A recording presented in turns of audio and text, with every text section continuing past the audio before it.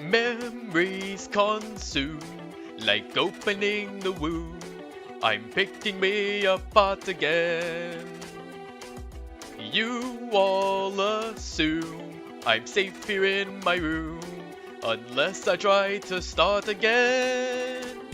I don't want to be the one the battles always choose, 'cause inside I realize that I'm the one confused. I don't know what's worth fighting for, or why I have to scream.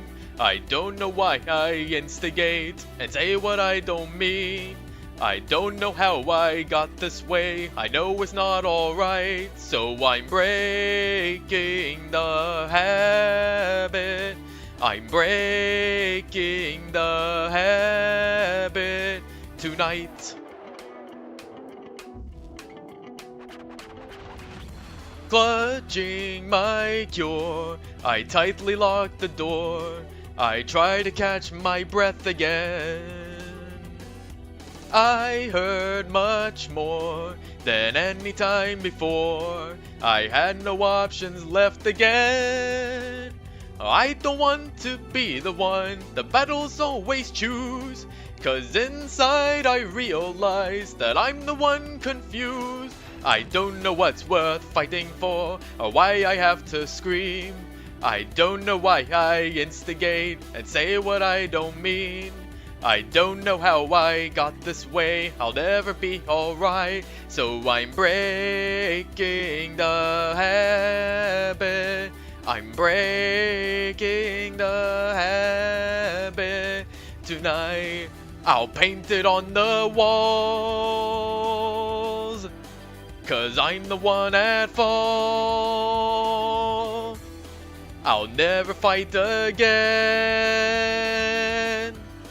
and this is how it ends. I don't know what's worth fighting for, or why I have to scream, but now I have some clarity to show you what I mean.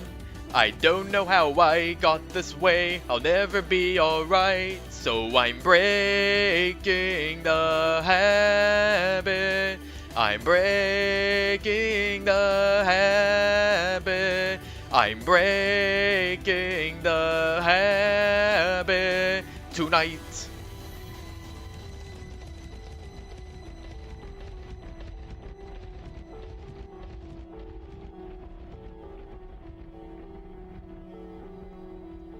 Alright, I think that's enough vocal warm-up. And by vocal warm-up, I mean I've been doing this for a while before I started stream. Anyway, back to the regular playlist. Welcome back to day 4 of the readings, and yes, we're still on mission 3. Oh god, I forgot how big I made that. So last night we ended off on the... What the hell was it? Books. And finally, we're gonna get out of mission 3 and onto mission 4. Jesus Christ, it's been taking forever. And I think this is also the first story we've got written by Michael, aka Creeper Frog. So without further ado, let's begin the reading. Final. Oh wait, hold on. I forgot to lower the volume on this thing. I raised it, so there we go. And finally, it was Friday, and not just any Friday, but the first Friday of the month. Actually, we were off on that by about a day. It's now Saturday, April 4th. Payday, so to say.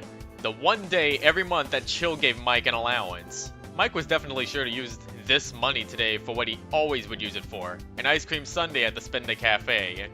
However, ordering ice cream during a perpetual winter season seemed off-key. Hot cocoa and coffee was all the rage at the moment in the cafe, and it was usually packed to the brim with all sorts of Tau residents. Who knew that an underground cafe would be an ideal spot during the winter cold? More like, who knew this village was a hotspot for every single Pokemon artist on DeviantArt? Hey! Wait, hold on. I gotta... Do I have the clown?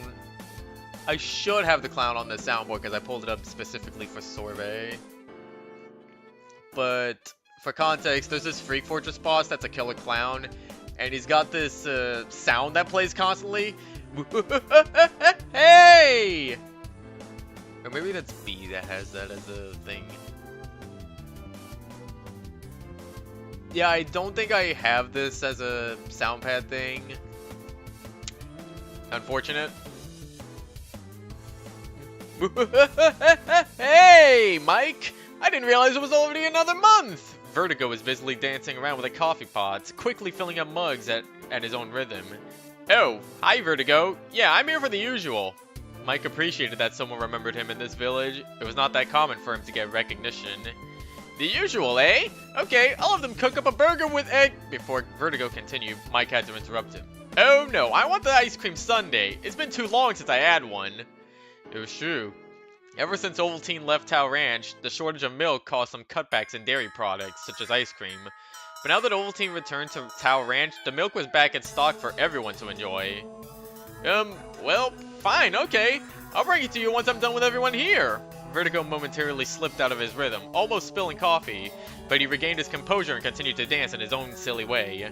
Mike went to a booth by the wall to sit at by himself. Even though he had no one accompanying him, it was his night, and he intended to have a good time. It was Mike time! Or so he thought. Ta-da! I'm here with the coffee! Vertigo was dancing in his eagerness in front of Mike. Well, I asked for a sundae, remember? Mike was a little disdained by the mistake. Oh! Oops! Sorry, I missed a beat of my own writing. I'll get back to you on that. Vertigo sped off toward the kitchen. Okay, so that was just one mistake, at least. It'll be fine. This day is still fine. Plunk, plunk, plunk.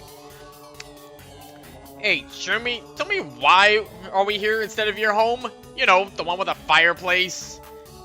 Mike knew that voice, and the owner decided to place a colored rear right in the booth right next to him. That's too many rights for me. Shermie, come on, I'm still freezing my butt off in here. Why did we have to come here?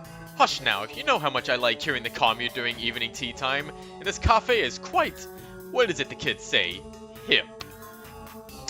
Oh my god, Shroomsworth is the type to say that. Chatot, I have heard the locals going around saying 6-7. Oh yes, it be true, Shroomsworth. 6-7. See, what does that even mean? Anyway. Oh yeah? Well, you better move that giant hip of yours over, because I want to sit. You're damn right he's got that giant hip. I mean...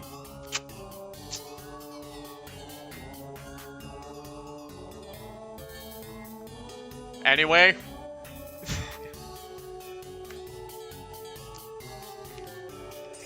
Yes, it was definitely Shroomsworth and PK. Mike was puzzled by their appearance. It was only 2 days ago when the news was abuzz with Slasher's attempt on Shroomsworth's life, followed by his own demise. It was a sad story, and exactly why the both of them were currently the village's treasured citizens.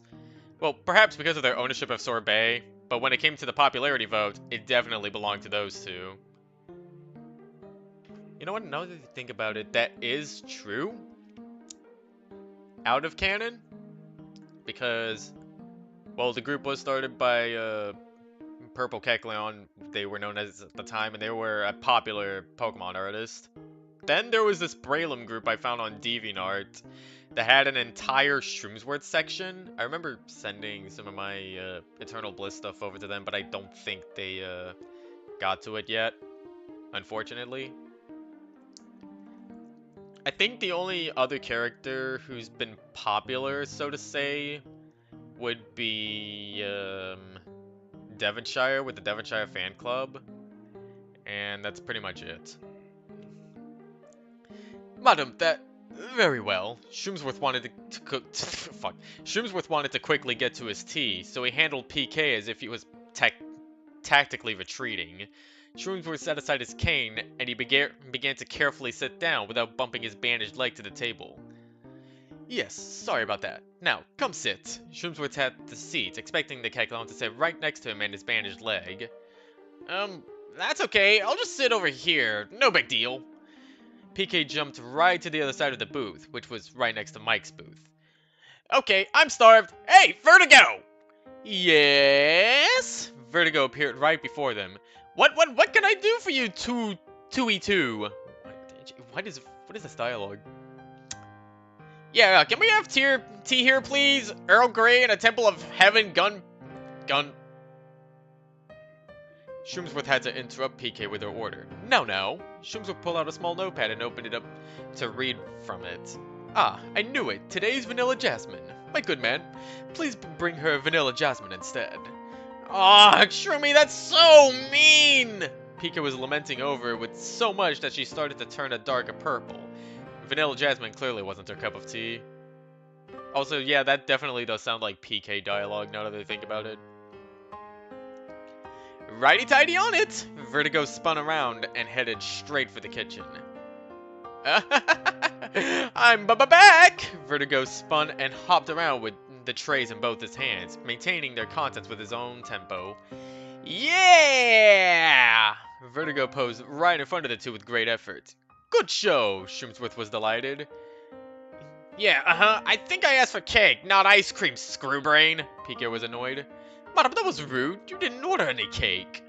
Oh, I'm sorry. That ice cream's for the young man sitting right next to you two. Vertigo leapt from one tiptoe to another towards Mike Booth to drop off the sundae. Here you go, Mike.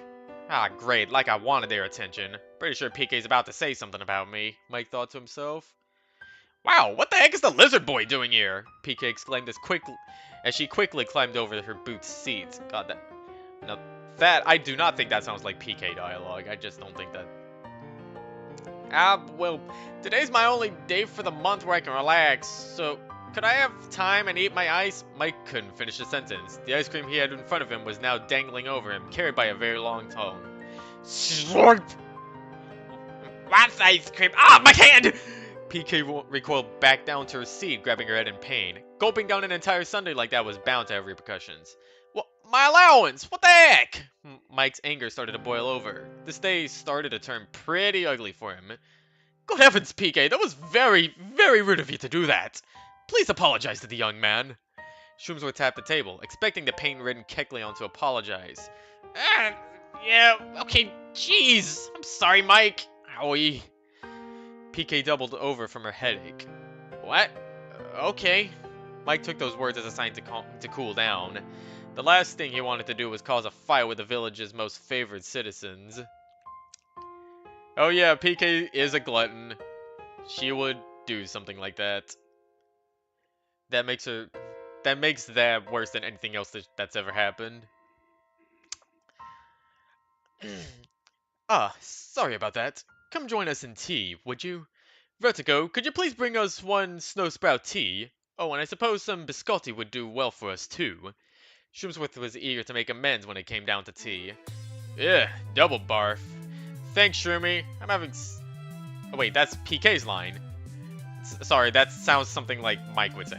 Yeah, double barf. Thanks, Shroomy. I'm having such a good time over here. PK didn't like biscotti. Biscotti? I think it's biscotti.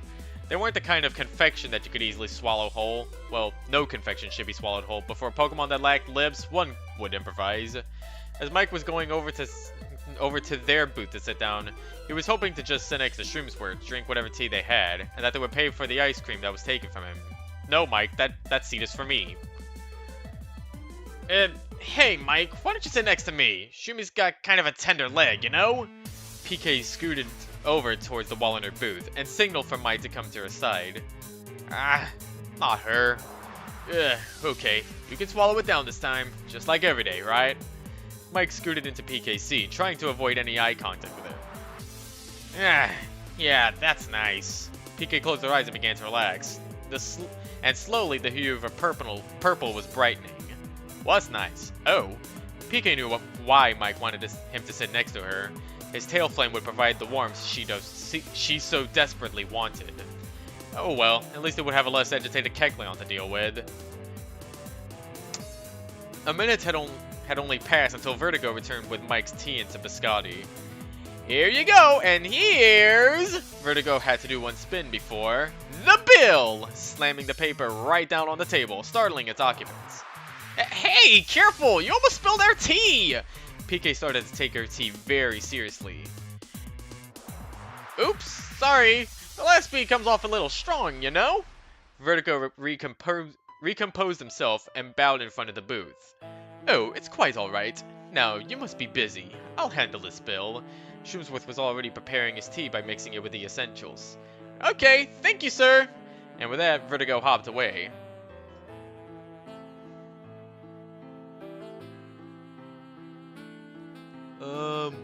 Fuck. Creeper, who the hell is speaking here? I'm going to assume that's Shumsworth because it sounds like him. No, you all should prepare your tea before it chills in this cold, eh? Really? Not even an what? You had one job. Yeah, I didn't do anything. PK dropped 7 cubes of sugar into her tea and mixed a concoction while taking a deep sigh. Mike looked down to his teacup. This was the first time he had tea. He had absolutely no idea what he should do to it. Sugar? No, wait, milk? I thought that was only for coffee. Wait, is that honey? Man, I don't know what to use. Lemon? We didn't order fish. Maybe. Mike started to mix in a little bit of everything into his teacup while looking at both PK and Shumsworth. Shumsworth was already drinking his tea slowly, while PK kept stirring her tea more and more, like she didn't want it to stop for her to drink it. What? Like she didn't want it to stop for her to drink it. What does that sentence mean? Oh good, they're not looking at me. Okay, I guess this is how you make tea. This isn't so bad. Mike took a small swig of his own mixture, and gagged. The unusual taste, followed by a strong combination of bitter and sweet, was, well, something. You don't add everything to 1 cup of tea! You suck at this! PK giggled at Mike's unfortunate mistake. Now, there are quite a few people who do drink their tea with sugar, milk, and, honey, and lemon as well. Shumsworth tried his best to cheer Mike up, but the deed was done. Mike didn't want to drink any more tea at the moment. Hey, can I have that, chocolate stick? Mike pointed at the chocolate stick, expecting Shumsworth to pass him one. Shumsworth picked one up, but he didn't give it to Mike just yet. You mean this biscotto? I think you meant to say please. He was slightly annoyed at Mike's lack of manners. Yeah, that biscotto, please?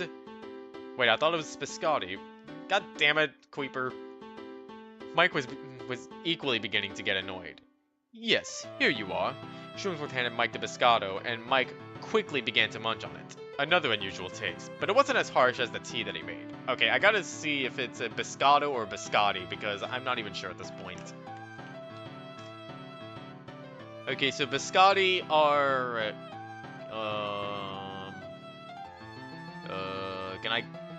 They're biscuits. Okay.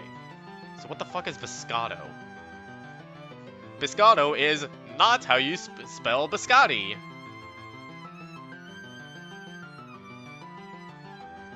In fact, when I searched up biscotto, I found a company's website.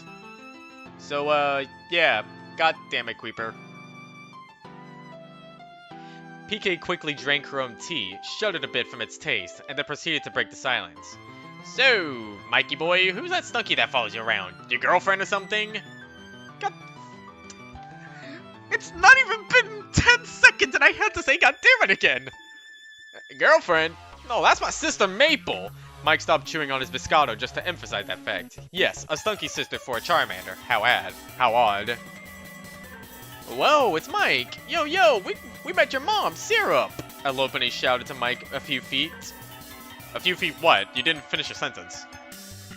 What the heck? Who are you guys? PK was slightly annoyed at the two Pokemon who sat at the table a few feet across from the booth. Mike, you know these two bozos? PK poked at Mike's shoulder, expecting to blame him for this interruption. Well, no, I don't know them either. Mike had never met these two, so how should he know? Oh, you two must be those bandit brothers that Master Fu informed me of. Shumsworth seemed to be on top of things. Oh yeah, we're getting a cameo now from a player team. Hey, how did you know about us? The Lopunny, Buddy, was startled by Shumsworth's knowledge of them. It's quite simple. Master Fu is a dear friend of mine, and he recently told me of 2 exceptional students of his that passed his training. You should be proud of yourselves. Yeah, well, you two were eavesdropping in on this while not dropping coins into my purse. So you know what? We're out. Come on, Shirmy, let's blow this stand. PK hopped onto the spine of the booth and then leapt over Mike in an impressive display of acrobatics. What? Madam, what about you? Forget it, let's go! PK was just absolutely eager to abandon the vanilla jasmine tea she found so vile. Really now, she leaves me at the edge of the rope and expects me to climb it?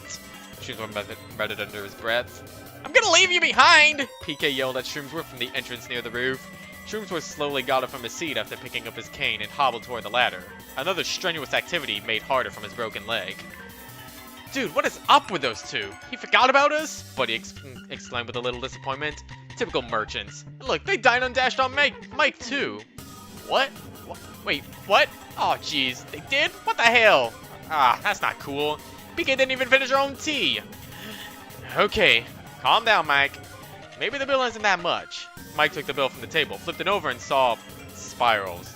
Hundreds of spirals. Mike expected some logical writing to be somewhere in this bill, but within a few seconds of observing and scrolling, he began to feel very dizzy, and... Whoa! Mike lost his composure and fell flat on his rear. You okay? Buddy extended an arm out in order to assist Mike up from the floor.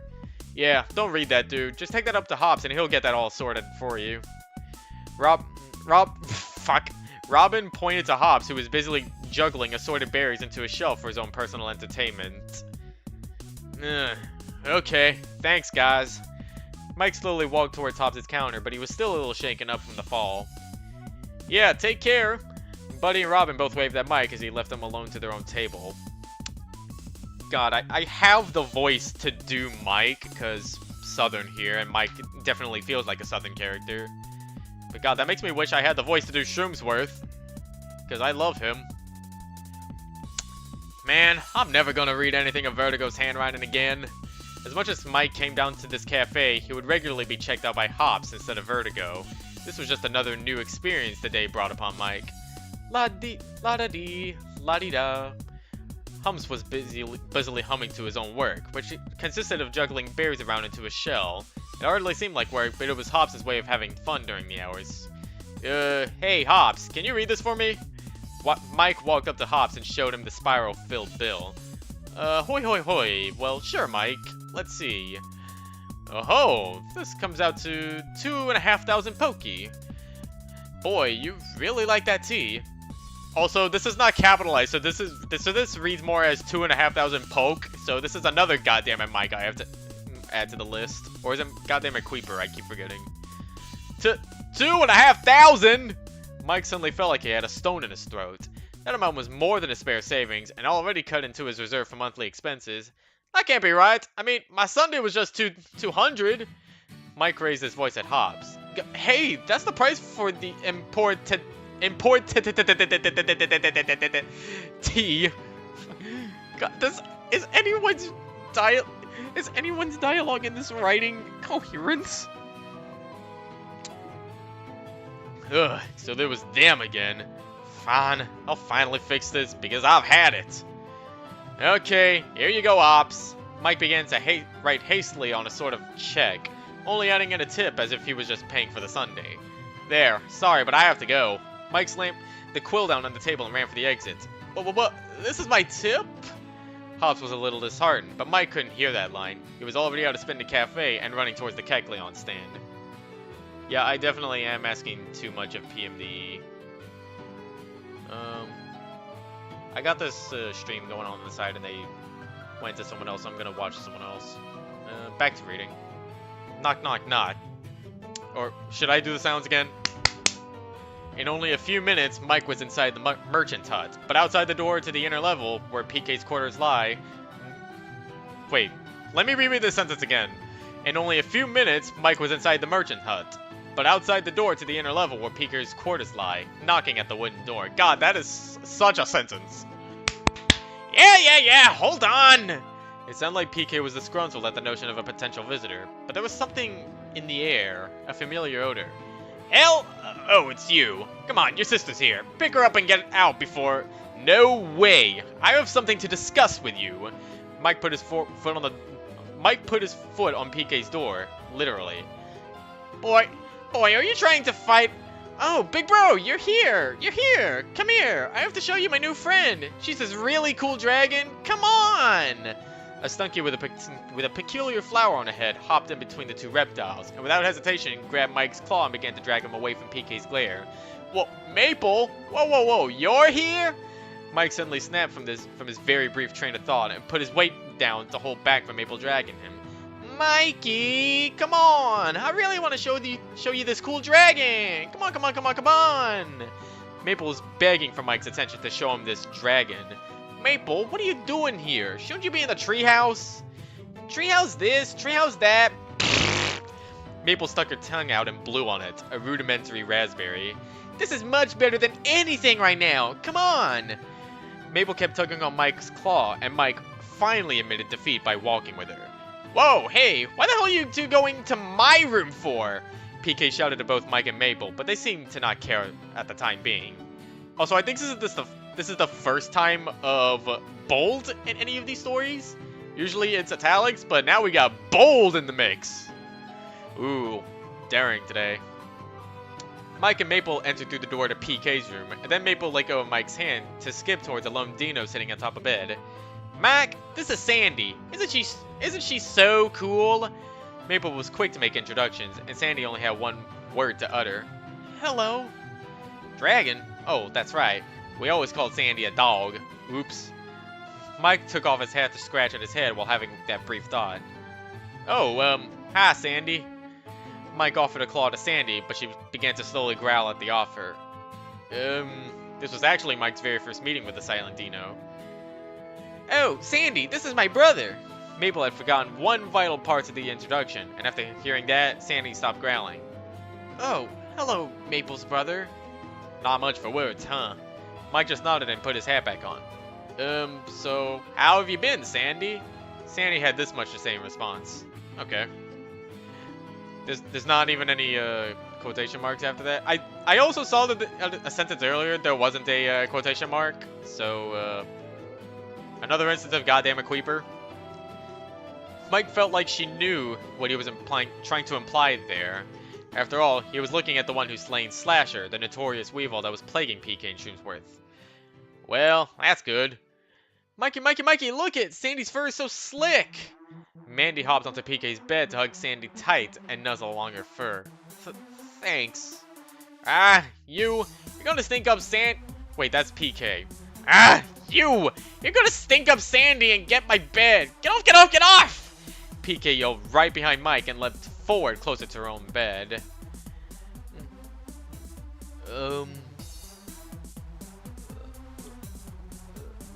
Okay. Come on, Sandy, get the smelly kid off of you! PK ordered her faithful companion, but for once it was not allowed. Okay, another instance of goddamn a queeper, because if you're going to have a character say something again, you don't make a new line for it, you put it on the same line. That's what I've been taught. And it makes this less confusing, because if you put it on a new line, I'm assuming that's a different speaker. I don't mind. She smells nice. Sandy blushed after saying such a thing. Oh, what the fuck? Why are they trying to make these two an item? Sandy's an adult. I forget. And Maple's a child. Does everybody forget that Maple is a kid? Or maybe they do think... Maybe they do know that they're a kid and it just fits their fantasies best, so to say.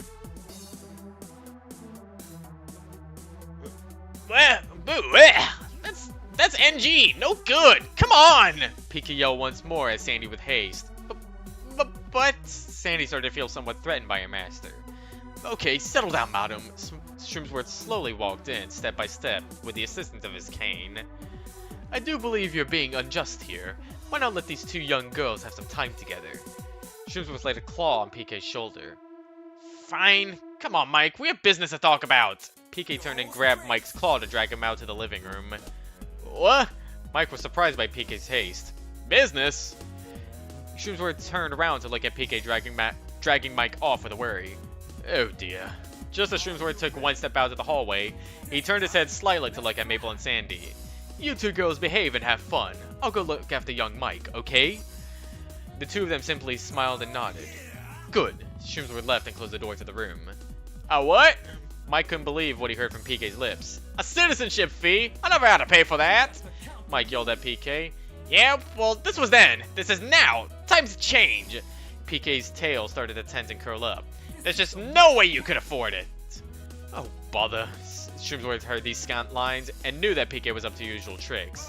It's always like this when PK receives a certain letter every month. Come on, I could probably pay it off. How about a loan? Mike was starting to get nervous. Ha! Looks like you get an F. F for very bad. No one's gonna loan you $500,000 to cover your sister's fee. PK scoffed at Mike's poor attempt for a compromise. $500,000? $500,000? Mike's facial expression changed into a neutral one. What? Yeah, you actually thought you could pay it off? As if. Not only would you have to pay for your sister fee, but you're debt to us for the gold trophy, on which Devonshire defaulted. And then that thing with the Rogues HQ. As PK kept listing each debt, she would close her eyes, and her tail would tense and coil up further and further. There's just no way. Might as well tell your sister to leave. As Shroomsworth finally got to the living room, he noticed a frightful monster. Madam? Not now, Shroomy. I'm busy here. PK opened her eyes to see something she did not expect entirely. Oh. Instead of breaking Mike, she had done the complete opposite. Mike's tail flame roared loudly, and Mike himself had an awful look in his face. PK was slowly backing up step by step, but Mike was clenching his claws into a fist-like shape. He was about to strike at PK. Here came the swing and... Mike, this is not what gentlemen do! Shroomsworth loudly tapped his cane onto the wooden floor, startling Mike and stopping him from connecting the fist to PK's face. That was really stupid of you! You have any idea what would happen if you hit me, the town's favorite? Chuck and Kathy would be all over this, and then everyone would hate you, you idiot! PK was laughing, but this was the best way she could try and hide her apparent fear. In fact, half her body was camouflaged, out of instinct that gave way to Mike's attack. Mike held his position like a statue for a good 10 seconds. He was trying his best to not slam PK. Finally, with what seemed like an eternity, Mike snorted and calmed down. Okay, I'll just take my business elsewhere. PK was puzzled. What? Business elsewhere? Who else do you have to see? Who's got the money to loan to you? Well, there's always a good story to sell to Chucky and Kath. Mike exhaled after saying that, tensing up. What? Story? What the heck are you talking about? Mike was still puzzled. Oh, just informing them about your new brand new citizen fee of $500,000 pokey. And not just that. Mike reached into his scarf and pulled out a familiar slip, with one side covered with nothing but spirals. But I bet Chuck would just love to hear how you ran off without paying for very expensive tea. If only PK had any teeth, she would be gnashing at them now. PK knew exactly that Chuck would eat up such a simple story like that, and turned it so that would be printed that the merchant head was no better than a thief. There was a good long silence for a minute. Mike was the first to be impatient, and turned around ready to leave. Well, I best be on my way. Also, this line right here, no better than a thief.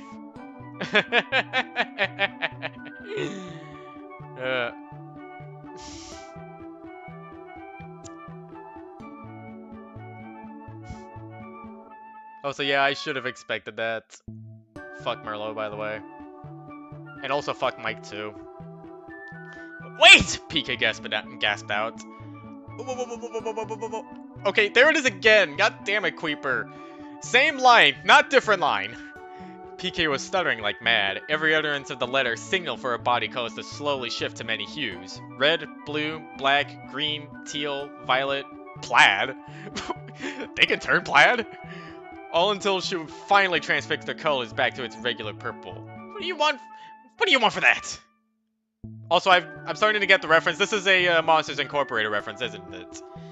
Because there's the lizard guy, the antagonist, who is able to turn into many colors, including plaid. I remember that scene.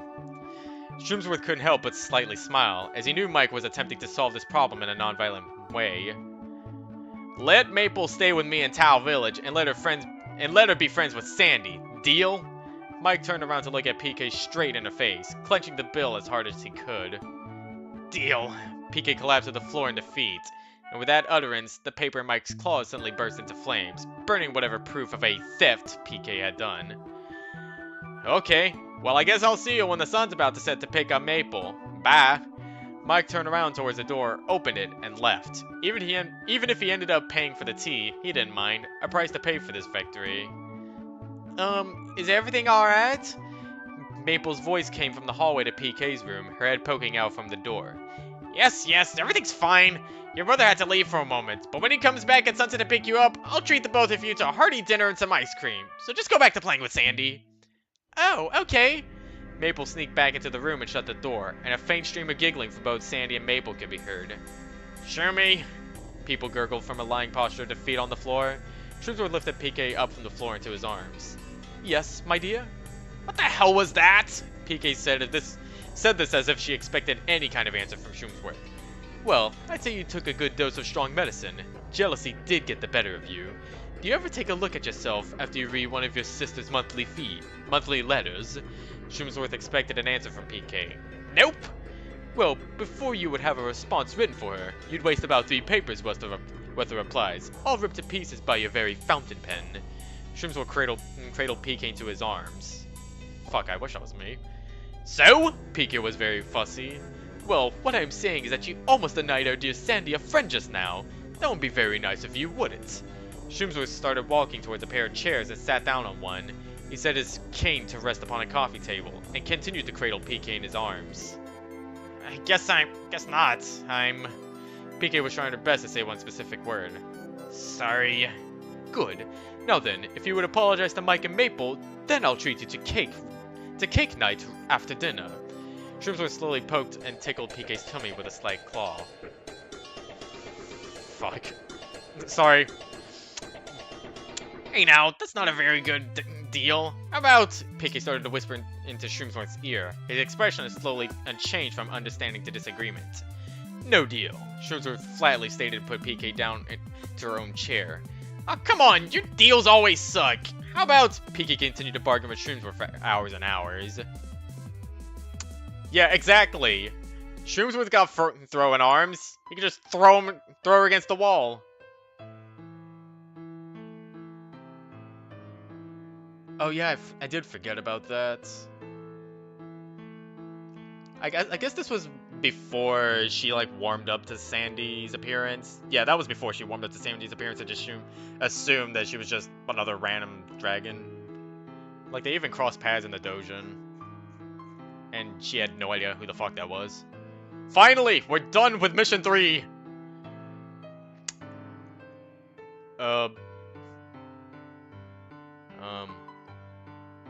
Okay. Where's the prologue? I guess we don't have a prologue, alright.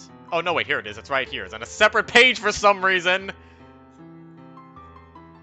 Oh, and it's I think this is a multi-parter? Yeah, multi-parter. With multiple images. Okay. Okay, so the different parts are different JPEGs. Okay, got it. Ugh, I can't believe I lost my temper like that. I shouldn't have left him behind. Even if we lost, I hate losing so much. Writing this apology letter is so hard. I never really need to.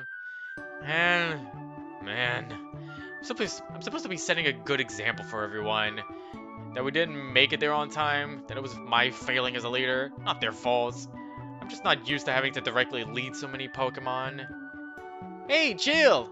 Don't scare me like that! Mike's feeling better now. Thank you for helping him out. Yeah, no problem. I had to help him. He's Mike, you know. Yeah. Oh, have you got a chance to enjoy the snow? Snow? It's nothing new to me. I kind of would prefer Tao normal. Well, it's new to me and Mike. It didn't snow where we lived. Oh yeah, I lived out in Snowy Village. I was kind of happy to set up a base in Tao. Snowless Tao. Snowy Village? I've always wanted to go there. Is it really like a winter wonderland? It's nice, but not what I call a wonderland.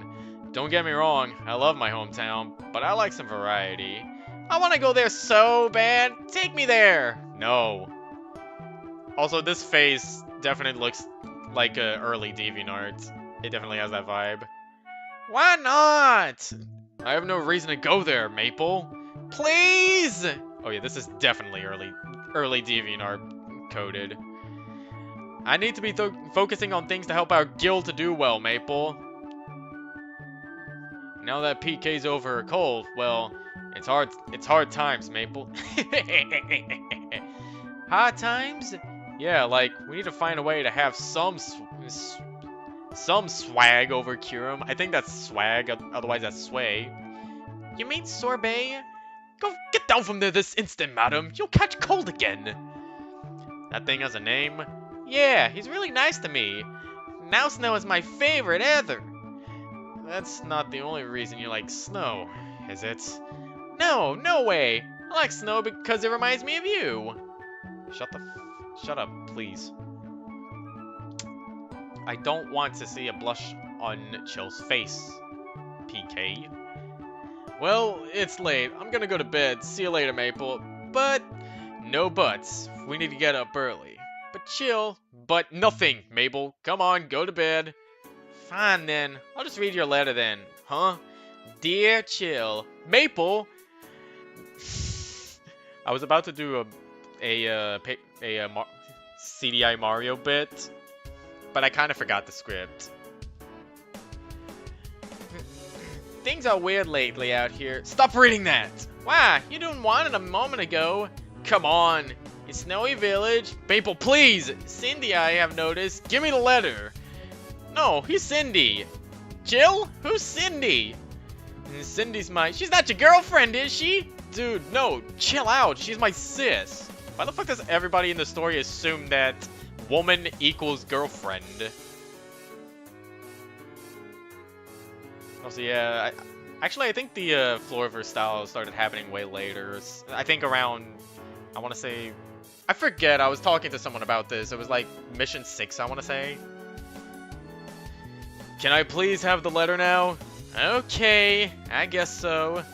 It actually seems like I might need to go visit soon. Huh. Snowy Village? Yeah, normally I think my sisters would be fine, but that they sent a letter, well, makes me nervous. They didn't specify that anything is wrong, though. I might have a reason for going out there anyway, especially if this might end up being really, So we're going on a mission? Yeah, it's gonna be danger. No. We are not going on a mission. I am. You are staying home. I can't risk anything happening to you. Got it? I'm packed and ready to go. Let's do this. Yeah. Maple, girl, it's like you're not even listening to me. I'm not taking you unless you, I got it. I won't take you unless you get permission from Mike. That's never gonna happen. Mike! Mike! Wow, I should have just said that to begin with. I should go check on... Yeah, tonight. I'll do that. Can't use the front entrance, so I'll just climb out the window. Oh yeah, I think he's gonna go talk to Gunpowder. I kinda hate how much just crap has happened. We have to hand out the medicine. I mean, this is our fault. Well, it should be peaceful after this, right? That's what you wanted, was it? Wasn't it? Peace? Yeah, but then you have nothing to worry about, yeah? Ah, Miss PK, I'd like to discuss something with you. What is it, Shermie? Actually, it concerns Miss Pallet. Who? Wait, the Zord? The traitor? Well, you won't have to worry about that. Her house is burnt down and, well, she's no longer with us. What? What do you mean? I just wanted her to go away. When did this happen? Just now? No, this happened the night you got ill. So, a while ago, I didn't want to stress you out while you were ill. You just, might want to consider your accusations a little more thoroughly in the future. Your word has a lot of weight around here. Wow, it's like this is referencing Glip and their White Knights. Oh, come on. You had to know being so rash would have consequences. Madam, you can't just hide in here forever. And this is when PK starts a Hikikomori route. PK, why don't we go see Sorbet? You'll know what to say about this, right? Let's go see him. Why didn't Sorbet say something at the time? You won't find the answer by laying in bed. Come, let's ask him ourselves, madam. Also, Hikikomori is hard to say. Okay, you'll come with me, right? Of course. Let us depart before it's too late. Oh, are you leaving now already? Ah, so I take it you must have already learned of Slash's death then. Slash's death then. I forget, he's not British. We're headed to Creeping Forest then. I probably won't stay too long in the forest. Awful things start to happen if I stray too far from Tao. The nightmares are already worse. I won't want to stay into the night. I wouldn't want you to see that. Well, off to the forest we go then. Man, I hate getting dirty. This kind of blows. I don't think the entrance was... I don't think the entrance was that far under the dirt. Okay. I think I can fit in here. Yeesh, just how far under was this tunnel? There's no way this is Devonshire's only tunnel. I wonder what the others are, where they lead. Only use this tunnel if you really need to. Devonshire'd kill me if he knew you knew about it. Yo, make me look. Yeah, more ferocious. Dialogue. More buff. What do you mean? Yeah, okay, I'll pay it. Who's the other one? Sounds like... Hey, Gunpowder, who's the chick with you? I thought only you and Devonshire came down here. Chill? Boy, you're lucky. Devonshire just aired out a bit ago. I would have been in quite a nasty spot if he was still here. Where'd the lady go? Is it who I think it is? You'd best forget about it. It's ill-advised to speak of it. Devonshire has his reasons. Leave it at that. Don't tell a soul, got it? Don't you think PK dropped the subject? I'm sorry, but even between us, I can't... Wait, why are you down here anyway? What's the emergency? Well, I heard you were sick and stuff. And you know, I hadn't heard from you in a long time. You could have been dead for all Devonshire would have tell anyone. So I really wanted to check on you. I appreciate it, Chill. I also wanted to say goodbye since I'm leaving on a mission tomorrow. Probably gonna be dangerous. I hope I can lead my group better this time. I can already guess that your mission has to do with that dragon out in front. Both you and Devonshire have a similar position at the moment. Yeah, the merchants are kinda like a shared enemy at the moment. I want to get Kirim to side with us rescuers, so I'm looking into that. If I succeed, it's gonna be harder for you and I to meet up though. Well, that's okay. We're just doing what we can for each other because we believe in it. For what we believe in. I won't hold it to you for succeeding in that. Yeah, but I do wish you were, like, you know, a rescuer. That'd be cool. Sorry, lad. 'Tis not me blood. I'm a rogue at heart. Yeah, but a guy can wish, can't he? Maybe it's you who should become a rogue, eh? No way, dude. Rogues are just a bunch of thieving good-for-nothings. And there you have it. I can't join the rescuers. They're just a bunch of goody two-shoes. Guilty as charged. And somehow being a rogue is still better than being a greedy moneybags. Yeah, indeed. Okay, they had some good chemistry here. Hey, Sorbet! Hey, listen up! You can't be sleeping on my fountain! You'll break it! Oh, I see you're up and well again. Still with that big mouth, though. And for the record, this is the most comfortable spot. Find me a better spot, and I'll move. Okay, whatever. But speaking of which, you know you got a lot of Pokemon sick, right? Like, not normal sick. We have to send out medicine because of you. Yeah, they are cute. But then they had to, go out. And then we had, Gunpowder X Fanel. Are you really going to complain? You asked me to come here and help, so here I am. What do you even do, Sorbet? While you were ill and resting, I've already resolved many issues for those who came to me seeking counsel. You see, it's only a matter of, kicking ass and chewing bubblegum. And I was all out of bubblegum. You weren't around when Slasher was causing the problems. Where did you even go? I've actually been over my cold for a few days now. Yeah, she will surely show him out back. That's all she'll do. Just because I agreed to help you doesn't mean you have the right to know all of my personal affairs. Oh, come on! Why can't you just not be so difficult with me? We're on the same side! You keep forgetting that I am on no one's side. Whatever, man. You'd still be in Iraq if it weren't for me.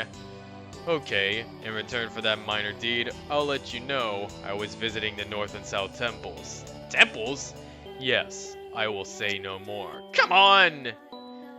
Madam, I hope you haven't forgotten why you've come here to begin with. Huh? Oh, yeah. You were with me when we all decided that Pally committed those crimes, right? Why didn't you say anything? Shumi just told me that she's, no longer... Well, it sounds like she's dead. Why didn't you... Is that a joke? I am not here to judge for everyone. I am here to give advice when it is asked for. You did not ask for it in that case. Furthermore, no one should have to tell you that it's a bad idea to get Devonshire to do anything. I mean, really. It didn't take me long at all to figure out that. You've been here much longer than I have. Hang on. I probably gotta...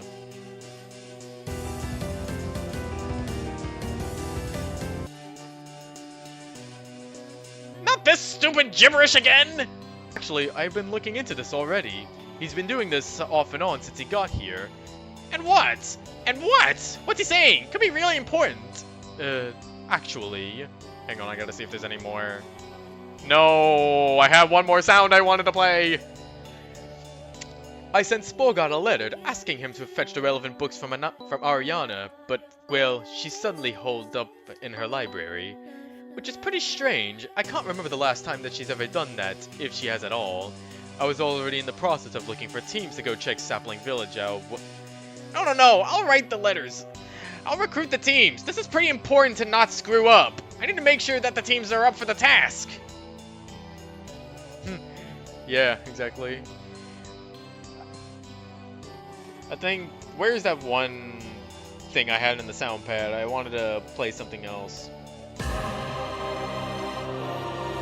That was what I wanted to play. It's just some books, though. I'm sure any team could just help Ariana out to be on their way. Why expend resources on experienced teams for this? Cause I'm gonna be really pissed off if we send some newbies out there only to have the books end up lost or destroyed. That's not at all what I want. Especially if Ariana's acting weird.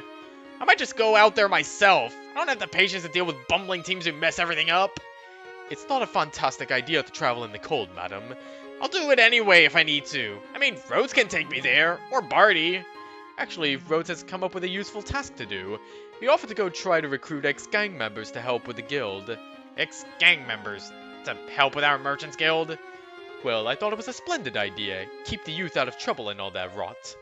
Oh yeah, instead of stealing from who knows in the forest, they could just take from us as they please, and at their leisure here.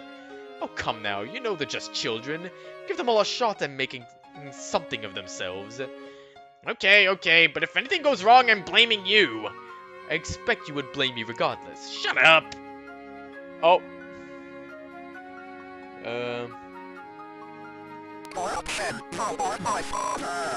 Hey, Trumi? What now? I do wonder what he's talking about when he goes on like this. Did you know he did this when I first got to him? No, I did not actually. Yeah, he went on about, like, Guardians or something. Said he was talking to, his other halves, I think. Whatever that means. Interesting. Oh, yeah, that does make sense. Because PK's got to be the strongest one here. It's her story, after all. I can't really remember what else he said. It really annoyed me that he ignored me like that, so I forgot most of how our encounter actually went. I might be able to remember if things remind me. Well, that's normal. No one has a perfect memory after all. We should go inside. He's clearly done talking to us, and it's getting late. I know he's not saying anything. I just have a bunch of Michael Davies dialogue in the soundboard. Can we have some tea? Of course, let us go. Hey, Trumi? Yes? About Pallet, you don't think... I mean, is she really dead, or... Well, do you think it's my fault? Well, as far for whether or not she is dead, I don't know. Her house completely burned down, and a little Cubone emerged with her supposed corpse. That's what I heard anyway. As for if it's your fault, well, I think you need to be more careful in what you say and to whom. Yeah, PK, take that advice to heart. Just try not to let this become a lesson in vain, my dear. For then, her death will truly have been for nothing. Okay. You know, I was wondering why you didn't bring your wagon along, but now I can see that the ground is too uneven. Just how do you plan on transporting the body? My apologies if it's obvious. We're far enough from Tao that I can't focus well. Huh? I did not notice her. Who is she? Oh, Chex, is that you? What a pleasant surprise! I told you I'd get this one if you didn't. If you. Okay, this is definitely Southern dialogue if I had to read it.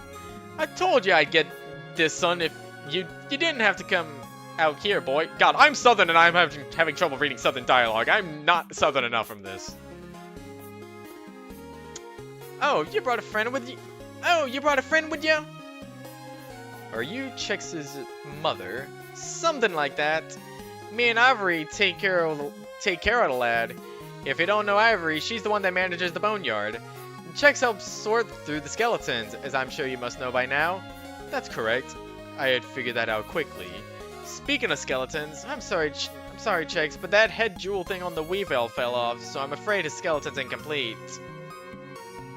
I don't have a squeak sound effect, but if I did, I would use the Fluttershy one, so instead I have this. Aw, Chix, you're so understanding. And you, what's your name? Chix never told me... Are you Devonshire? Yes, that is my name. Not once did I think... I can't believe it. I heard there was a Devonshire out there, but not once did I think it'd be you. Nay, not once. What do you mean? I don't quite follow. Who are you? You mean to tell me you don't remember a thing? You're Devonshire! What are you doing out here? Shouldn't you be in the castle? What do you mean? What castle? Be straight with me. You mean the poor mistress doesn't even know where you are? Oh, that's sad times. I can't believe Chix wouldn't have told you. I'm sorry, sir, but if you don't remember, it's best for me not to tell you. I'm so sorry. I also have to get going. I have some bodies to collect outside the jungle, and those are never pleasant. Full of carnivores, that place is. Prismatic jungle? Yeah, I used to live there, full of dragons that will eat anyone smaller than they are.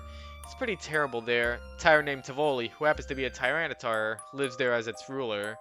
I'm lucky I escaped. He has a way with dragon-like Pokemon. Anything very dinosaur-like or dragon-like? Well, anything like that and you're as good as his. It's easier to not fall under the spell if you're not a pure-blooded dragon. So I eventually could snap out of it. But my old friends Udon and Ruben, I had to help them escape. They were dragons. PK's worst OC? Oh, fuck yeah, Tivoli is definitely one of her worst OCs.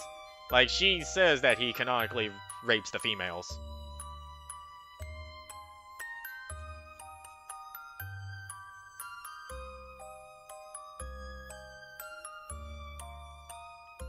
A spell, huh? How exactly does he accomplish this? Well, I'm pretty sure he does it with, it's an instrument of some sort. I think it was called a Draconicello? Oh yeah, Mickle as well. But I want to say Mickle was definitely written to be bad. Tivoli was definitely written to be bad in an antagonistic sort of way, but Glip had the bright idea on adding, oh yeah, he rapes women too.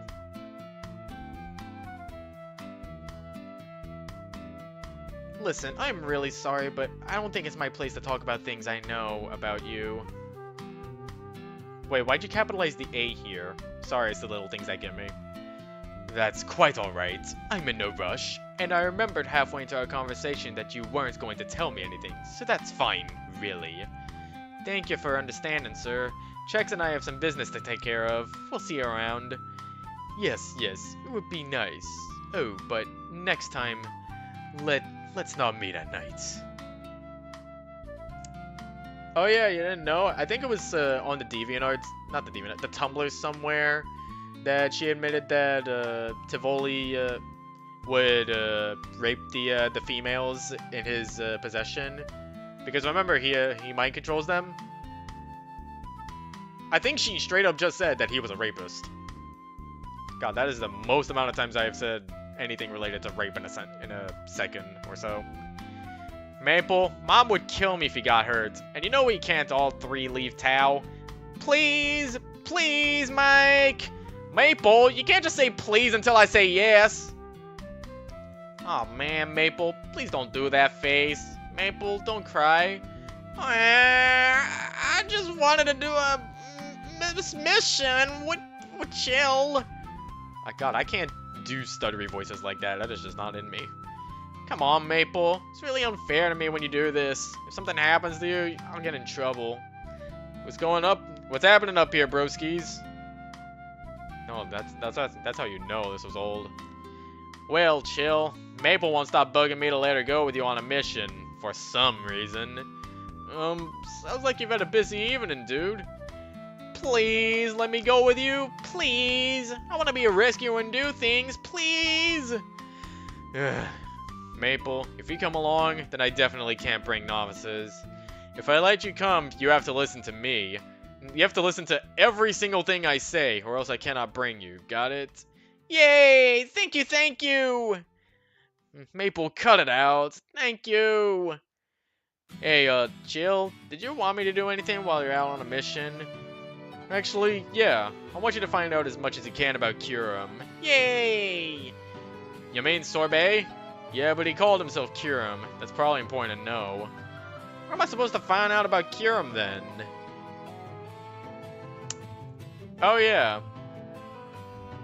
But I guess we don't actually see his eyes. They're closed in this shot. I don't know, man. What about that Merlot chick? Doesn't she have a library? No, I don't want to go back! Aw, oh, Mike, chill out, bro. Just send some teams out there. You can't leave the treehouse anyway, because I'll be gone. Alright. I guess I'll ask around and find out about the library. That's the spirit. Now let's go to bed. I want to leave tomorrow. Don't say it like that with that kind of face. Tomorrow? That's so soon, though. No one's gonna be ready. Well, actually, I know. I want to scout out the area to get a feel for the situation before teams arrive.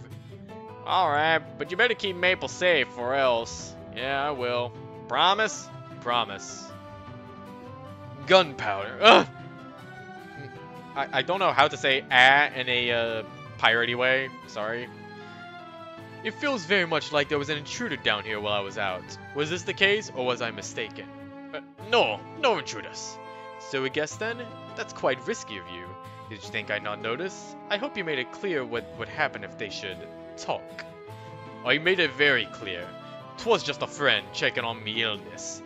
'Tis all I assure you. I didn't know they were coming, I swear it. Well then, I take your word for it. In any case, I need you to get some information on that dragon in the middle of the village.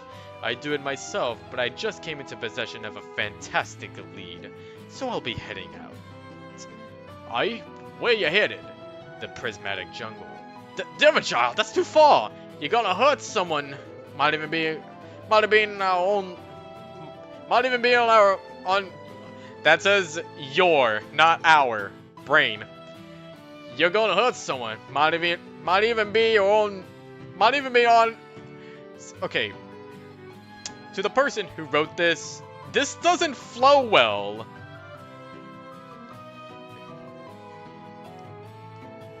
Oneer I can get because one leads somewhat smoothly with your oneer, but honor.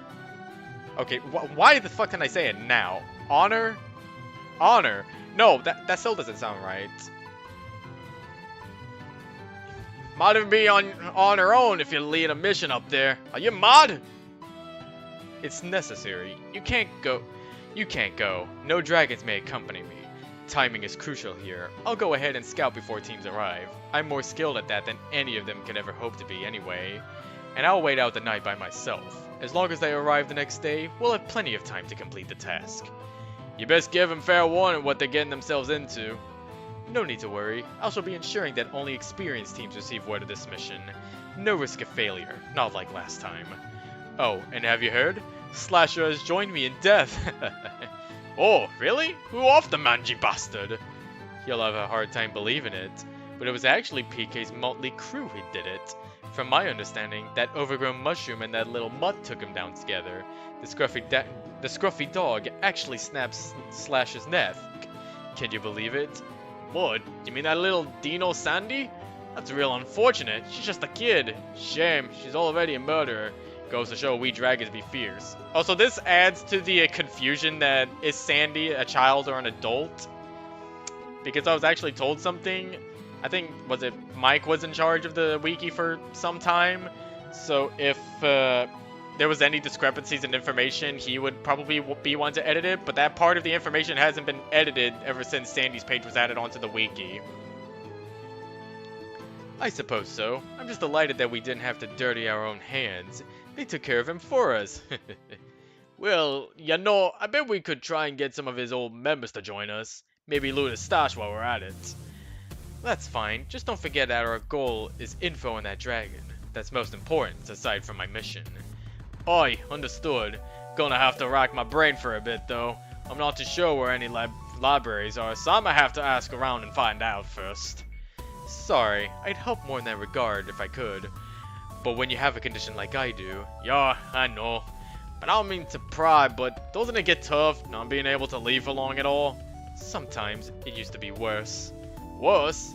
Yes, I couldn't hold form very well at first. Didn't know my name, forgot it all. I had no idea what was going on. I didn't realize I was dead. Sometimes I still forget that fact. The nightmares were merged with reality for me. I actually only figured out how to lessen them by accident. I ended up in Tao Village, as it was at that time, long ago. And that's all I feel like sharing. I appreciate it, Devonshire. I'm gonna get to work now. Good. Attention, Tao Ranch! Lady Merlot has decreed that all these fruits and veggies are now her property. Surrender them now, or I'll beat you all up! Udon? You're Udon, right? Who are you? How do you know me? Don't tell Tivoli Wait, you're not from the jungle. Should I know you? I think I could cry. I feel like I've forgotten something really important. What's your names? I'm Iceberg. Don't you remember? No, I've never heard of you in my life. Try harder. It took me a while to remember too. I don't know what you're talking about. But no, what I do know? You're coming back with me to Merlot, along with those fruits and veggies. Get real, Ludon. This is scary. I should find help. Hey, Iceberg, there a prob? Yeah, you never guess who just showed up. Is that really? Yup. Hey, Udon, nice to see you again after all this time. Who are you people, and how do you know my name? There's so many characters I can only do so many voices. You're coming with me too, cow. Like hell I am. I'm sure Iceberg wouldn't mind sparing some food, but you can't take it all. No, everything and you two. Oi. Wait, this is a different piratey voice. Oi. I'd like some info. It's gonna cost you. Well, I can already tell the major things going on from your paper there. Oh, but you know that's not the info you want out of me. 'Tis true. I'll only pay for news about Finnegan. Finnegan? Wow, he hasn't been called that in a while. He? Oh lord. I can only imagine what's gone to that lass's head. Have you really been gone for so long? There's so much to catch you up on. Yeah. Oh, that's the end. Hey, fellow rescuers, chill here. I don't really know how to say this, so I'm just gonna get straight to the point. We've got bad news. Hang on, I need a drink break. I haven't actually gone to drink break yet, which I'm surprised.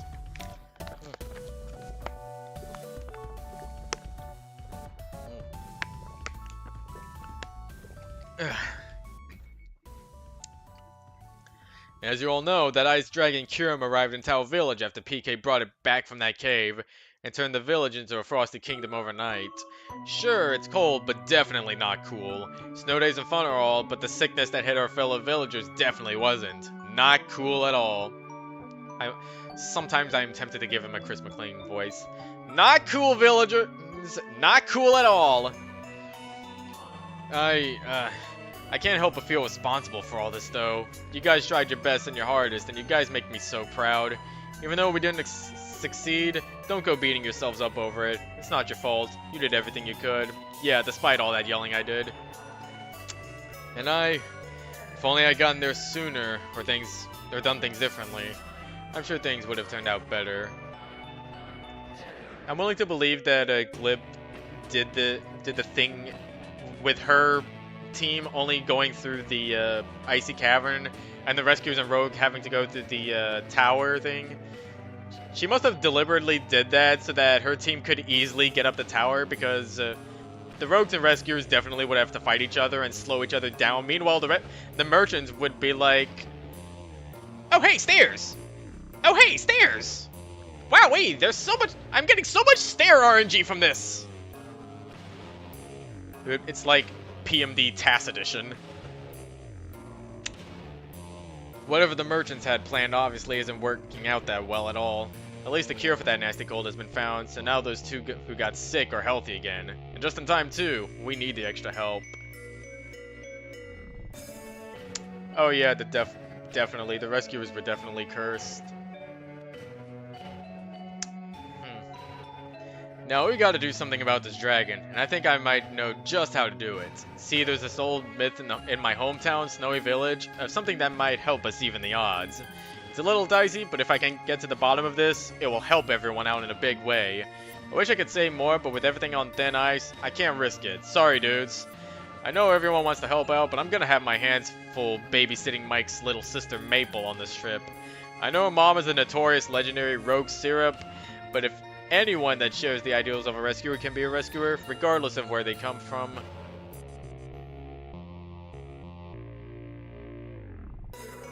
Wait, I added an extra if in there for no reason.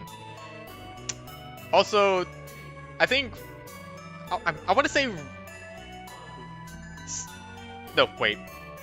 Rogue is capitalized in a way that made me think that this was the last name. No, that's not the case.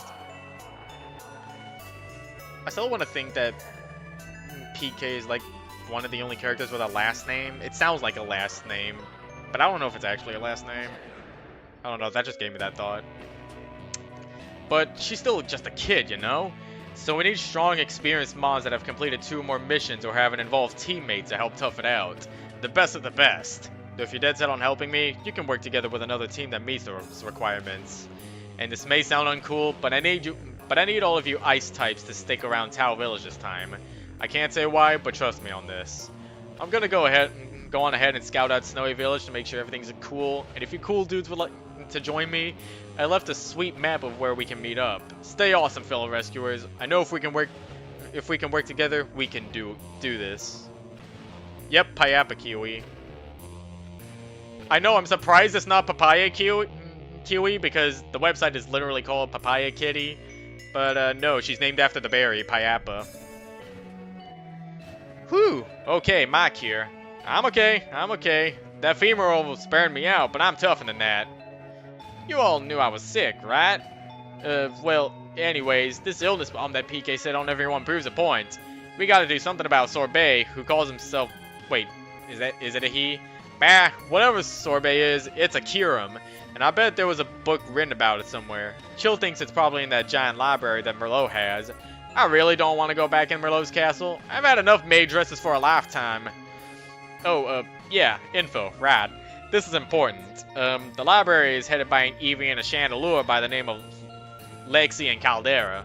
We should focus on whatever Lexi can do for us. I just don't want to try anything with a ghost. Oh shoot, Kathy says that Lexi is pretty eccentric.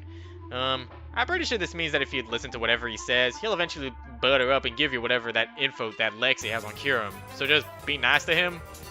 Wait, Tower Ranch is in trouble. Udon has taken Iceberg and Ovaltine hostage. Oh, and all the food too. But this is a complete dragon napping. Why the heck does Udon want Iceberg and Ovaltine specifically? Iceberg and Ovaltine know Udon? Wait, she wants Reuben too? And Udon knows about Reuben? This is so confusing.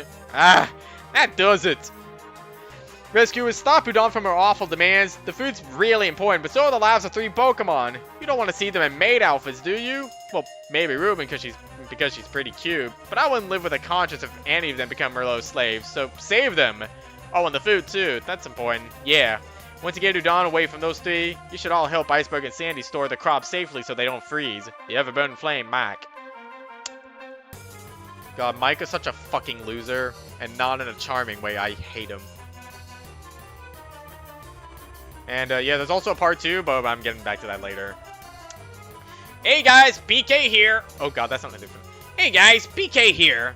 Okay, we did it. We got Sorbet into the village, and he's kind of helping out, sort of. I mean, I don't know, man. I can't even understand what he's saying half the time, and it's driving me up the freaking wall. Hold on. I want to do a funny. I'm serious! Like, I seriously just ran up the merchant building in a frenzy because I was so annoyed at his stupid gibberish. It was like worse than trying to understand the stuff Shroomsworth spews sometimes. I think that's the last one I have. No, wait, I have one more. Speaking of Shroomy, he told me he sent for some books on ancient tongues out in Sapling Village. No, not like my tongue, but like languages and stuff. Okay, well, he sent for them, but they never arrived. That's what I'm trying to get at. I need those books. I don't know what's up with that librarian. I never met her. I guess he knew her or something from back when he lived there. I don't know. I don't really care.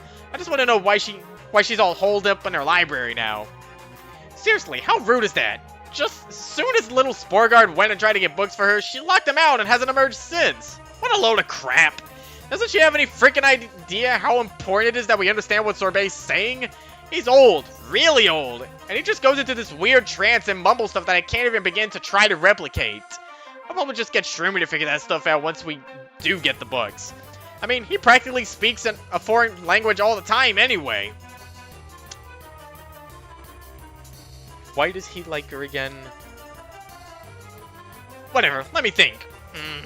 Oh yeah, sorry guys, but I'm not sending babies out there. The forest is pretty treacherous at the moment. Shroomsworth and I nearly had a couple fatal encounters out there due to, well, a misunderstanding between us and Slasher. I don't really feel like talking about it further.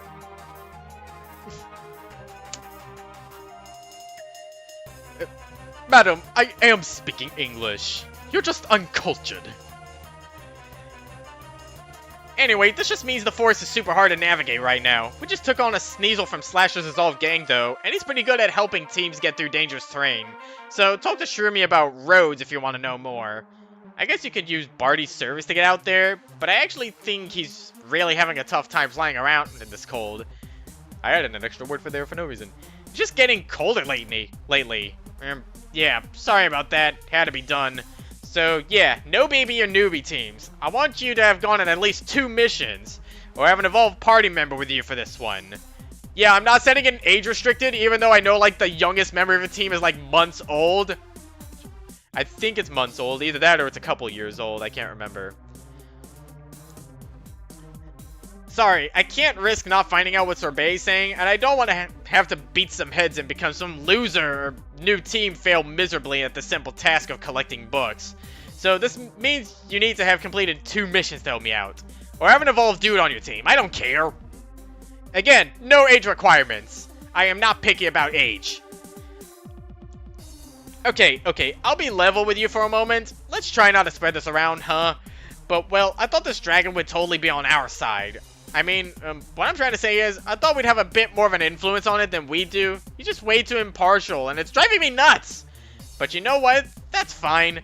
The scuffles have actually settled down, and apparently teams have already resolved disputes with his inputs on the matters. So that's good. It's just really cold now, and I can't lie and say that I'm not a teensy bit disappointed that it's difficult to just demand things and have them be done.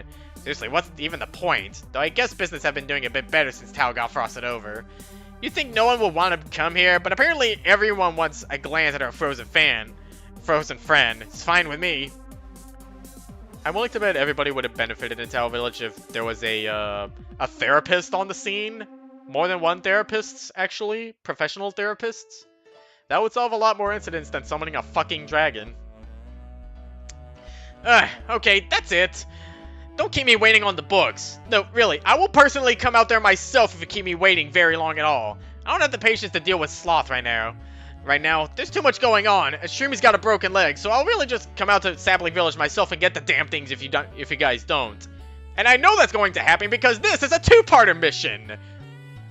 But what could go wrong? It's just fetching books for me. That's it. Don't be disappointing, PK. Good heavens, this whole ordeal has been very taxing, but we mustn't relent. I commend you all on working together to collect ingredients for the good doctor's medicine, but... Wait, I added a bug for no reason. We ask for but one more thing of you, and that is to actually distribute the concoction. Now that it is complete, obviously it must be distributed to the village proper, but it is also very important that some teams visit Tower Ranch and ensure that our hard-working farmers have what they need to continue their daily lives, eh what? Yes, some of you may already be in the know, but I was involved in somewhat of a scuffle with the leader of the Slasher Gang. He did not survive, though I ask not to be celebrated for this. I am not proud of it. I would prefer not to discuss it further than that. Discussing more practical matters, I suffered quite the nasty wound to my leg during the incident. Broken outright. That is why, however, I would love to accompany you wonderful fellows to my home village. I cannot manage such a trip at the moment. Me! I'll do it! Fortunately, there's splendid news to drown out all that sad business. Wait, that says my wonderful fellows. Fuck, I cannot read. Guess I am perfect merchant material, for I cannot read. Fortunately, there's splendid news to drown out all that sad business. I say there are silver linings in all that rot. Through my ordeals, the merchants have learned things about Slasher's gang members. They're really not all rotten as we tend to think. One in particular was instrumental in teaching me this. How funny that an instrumental is playing right now. You will know him as Rhodes. Due to his invaluable expertise in navigating the forest, several of us owe him our lives. Do get acquainted if you see him. He really is a good-hearted little chap. He now sides with us as a pathfinder, which is really quite smashing. The lad intends to turn the gang we all know as brigands and robbers to a better life of aiding us. So first and foremost, he wishes to search for stragglers within the creeping forest. I agree with this wholeheartedly, though they've lived a questionable way of life. They've proven to be very versatile, have they not? They would be wonderful additions to our ranks. Yeah, I wish someone back then told Rhodes to leave. It is very unfortunate that he is an impressionable child. Just as he is impressionable to Slasher, he is also very impressionable to PK and Lust.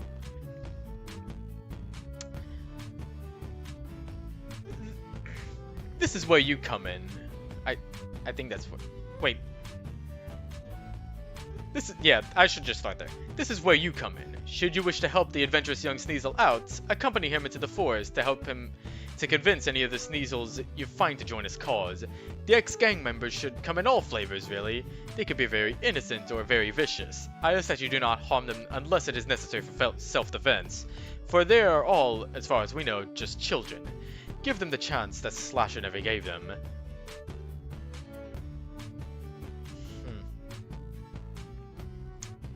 I guess the same could be said for these four characters that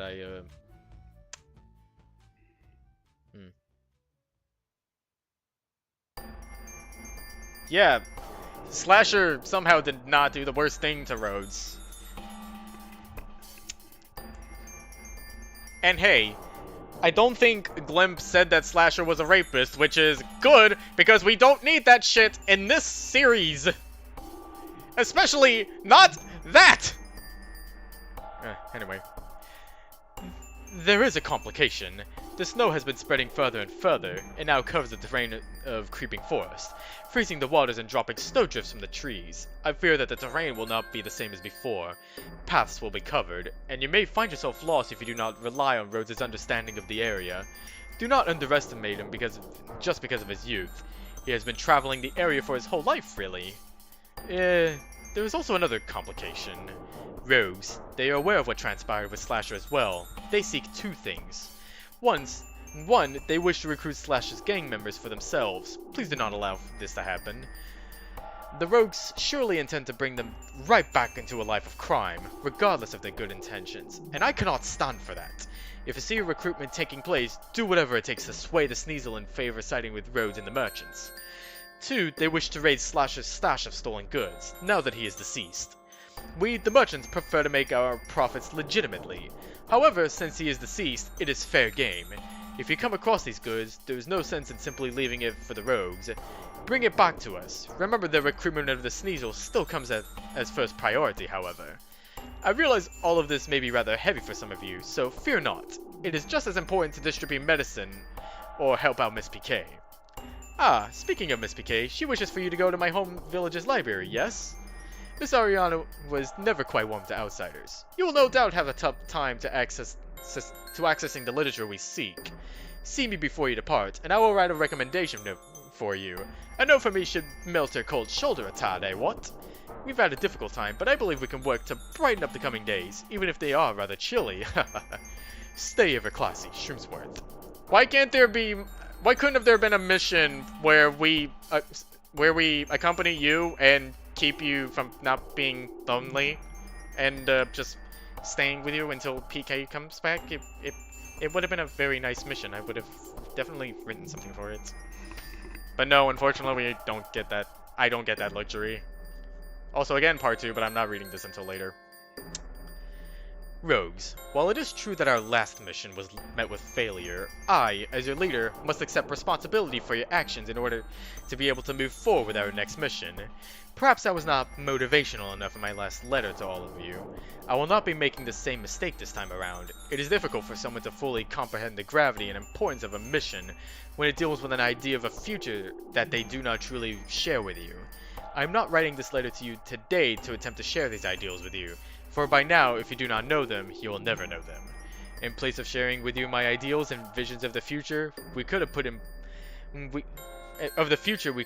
place had you not failed me last mission, I will use a much more effective means of motivation: fear. It was once said the oldest emotion is fear. Sun Tzu said that. And the strongest kind of fear is fear of the unknown. And I think he knows a little more about fear than you do, pal, because he invented it. And then he bested him in the Ring of Honor.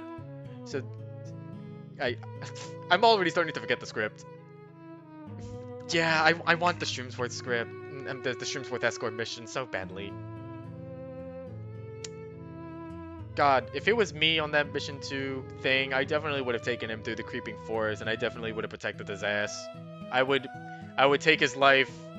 I would take his life into my own hands.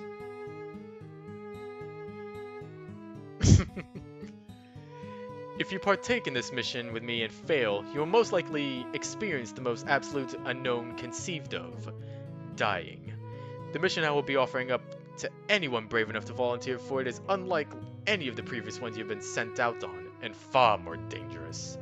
I realize that many of you rogues are young and full of hope, and hopefully have a brighter future ahead of you than I will have. It is because of this that I will be disallowing any of you to take on this mission. I will only allow groups that have completed at least 2 separate missions successfully for our cause in the past to join me. That is way too many words!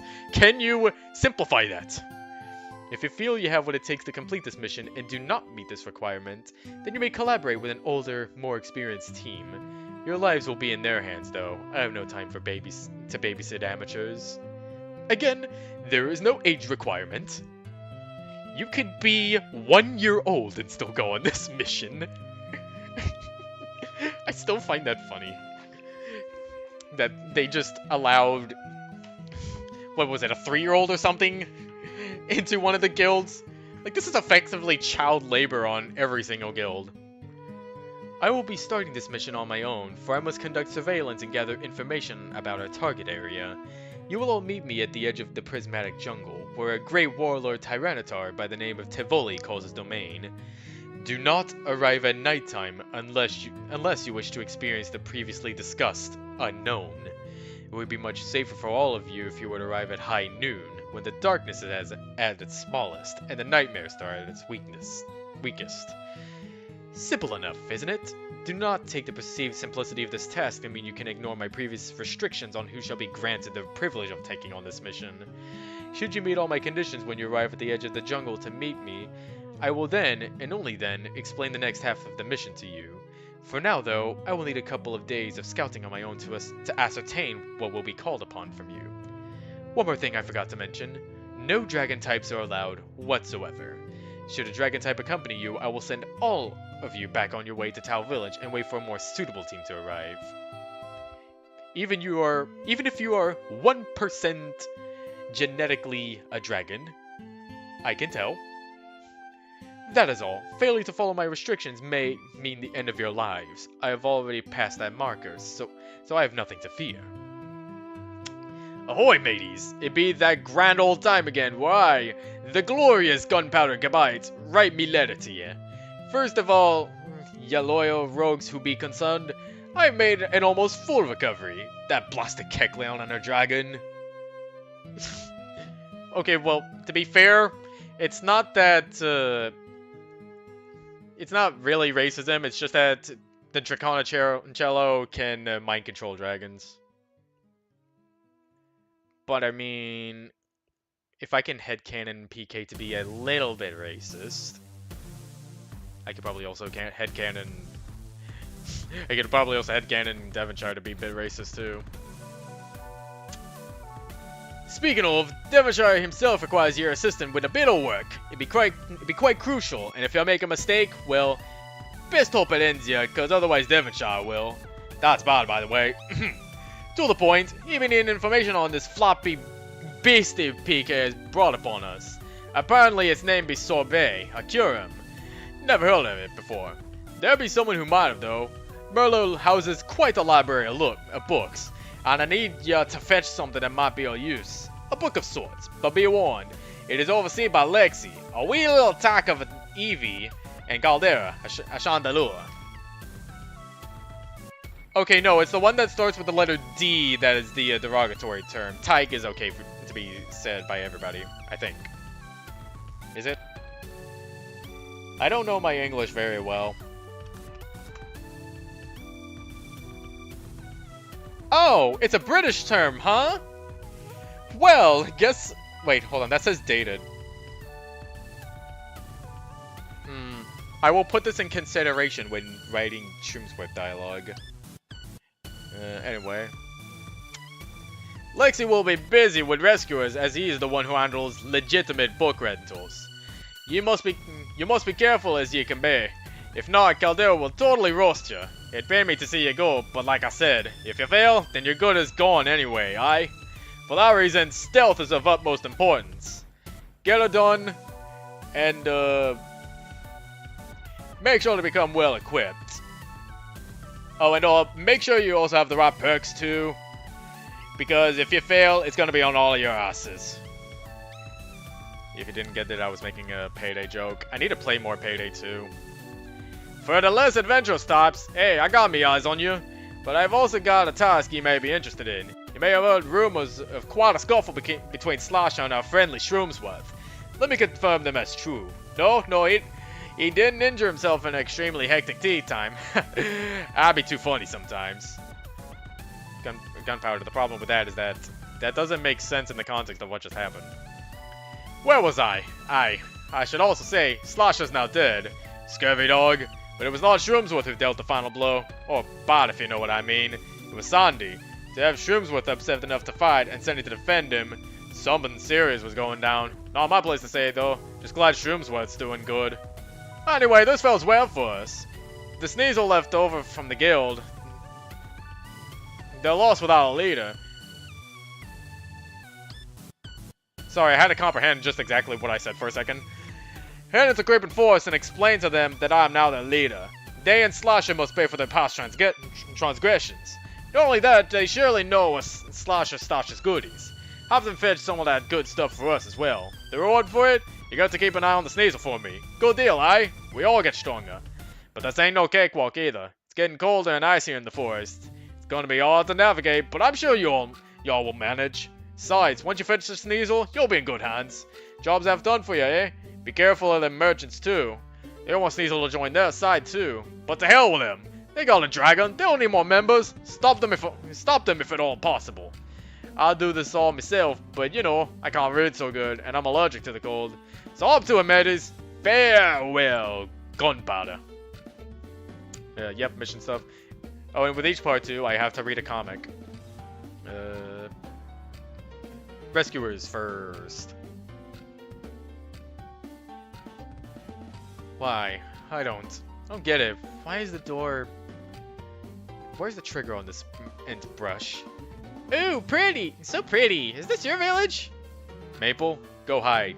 Now. But chill! Now! Shiv! We're all the villagers. What did you do? Oh, I was hoping the stupid dog would return. But you, chill. This is even better. I'm not asking again. Tell me now before I whoop your ass like last time. No. Well then, hope you like a face full of blizzard. Heh. Chill! He sounds hurt! I have to help!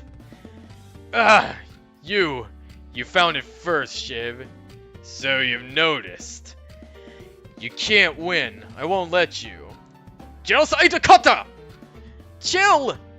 Maple, you're supposed to be hiding. Oh, who's this? Another from my collection? She'll look lovely next to your sisters. It'll be quite the ice sculpture assortment. Don't you dare touch her, you sick freak! I do not like your tone. Not at all. I believe you deserve some punishment. Chill! I'm sorry, Maple, but I can't get up. I can't even move. Can't even talk, Maple. So cold. So cold in here. Can't believe I'm getting my ass kicked by King of Fighters 94 Rugal. Of course a worthless son like you couldn't even do it. So what? I tried.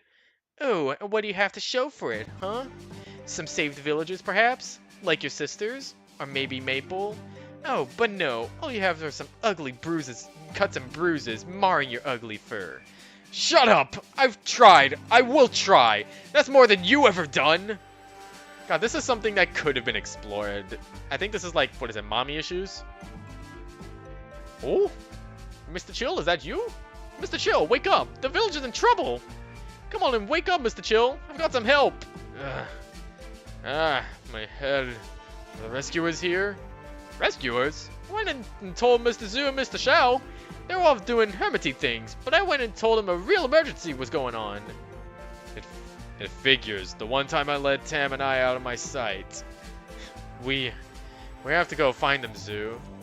Oh, young man, we need a plan of action first, lest you wish to end up in a block of ice, yes? I hear my teams. They're about to knock. Oh, yeah, true. Also, this is starting to look like a King of Fighters team right here. You got, okay, well, you got Clark Stills right here. And then I guess this would be Chin. I think that's his name, the drunk guy. The drunk old guy. And as for the Embor, that's a tough one. I don't want to say Chang, but Chang is like the only large member of the team. Unless there was someone from King of Fighters 14 or 15 that's also big. I kind of remember there being another big guy on the King of Fighters 14 team. Let's see, King of Fighters 14 roster. Sorry, I'm going on another tangent for a second. Hope you don't mind. Characters. Xanadu, that's right! Well, he's a criminal leader, but still. I want to say he kind of fits the bill. Anyway. Shiv! Where is he? Shiv, come back here, you coward! Finish the fight, we're not done here! You gotta do this King of Fighters style, 3 against 1. My body, not cool. Feel I got hit by a mammoth swine. Man, why is everything so cold? That instrument, the triangle. He's got the icicle triangle. And Ace. Ace is on his side? Wait, no. Let me think here a minute. Must have passed out in the snow. And that's when they found me, yeah. Maple, are you right? Maple, what? He got Maple! Oh, jeez, he got the kid. Mike's gonna kill me. Really not cool. Oh, man, and my sisters, the villagers, he's got them all. I can't believe this. They're all gone. Guys, the worst has happened. I barely have time to sit here and tell you all the details, but we've got to work fast. Shiv's back, and he's worse than ever. Long story short, this vile Skarmory kidnapped my sisters back when I was just a kid. All because my dad couldn't dish out the lies that he spat. I defeated Shiv once, but I never thought I'd have to see his wretched face again. It was a thing of the past, just a terrible memory, yet now he's back and stronger than ever. Should have finished the job, but no, that was a long time ago. Things are different now. I thought I could do it on my own. Shiv was my problem and mine alone. But I was wrong. I need help. I need you, fellow rescuers. I can't do this myself. My attacks don't work. Even Blizzard has no effect of him. I mean, he's got a reflector, for Christ's sakes. He just takes control of the ice and shoots it back with more power and rage than I could imagine. Kind of like Athena's, what is it? She's got like a shield thing in King of Fighters. That's kind of like Rugal's Reflect. Ice types have zero chance against him. He could just control them against their will, making him doing his foul bidding. To make matters worse, he's captured all of the townsfolk, including my two sisters Mindy and Cindy, and Maple too. All of the ice types in the whole village are under a spell, save for a few of these dudes here. And it's because of that icicle triangle. I don't know where he got it, but we've got to get it out of his control. Nothing will be safe until we pry that instrument out of his cruel talons. Listen, rescuers, this Shiv, he's not to be taken lightly. He's ruthless, a brute, a vicious, an awful, uncool dude. He doesn't care about the lives of others, about what's wrong or right. Everything's a sick game to him. He gambles with lives. He's also a cheap SNK boss too, just gotta say that. Shiv delights in overpowering weaker mons, and will stop at nothing until he's on top. Now he's got something new on his side, and he won't stop his lust for power until he has everything. I'm just glad that my sisters and Maple aren't under his control. I would really hate to be forced to fight them. Okay, I know I'm doing a lot of King of Fighters comparisons, but yeah, I do think Shiv is a lot like Regal Bernstein. Like, let me pull up an image. Come on, is there like a non-stretched version of this? But yeah, like, you know how he says ice statues, right? Well, you know what Regal Bernstein does to fighters who fight him and are not successful? He turns them into statues. Oh, and you can also see what looks like Guile over here. I think that's like a little tongue-in-cheek sort of thing from SNK.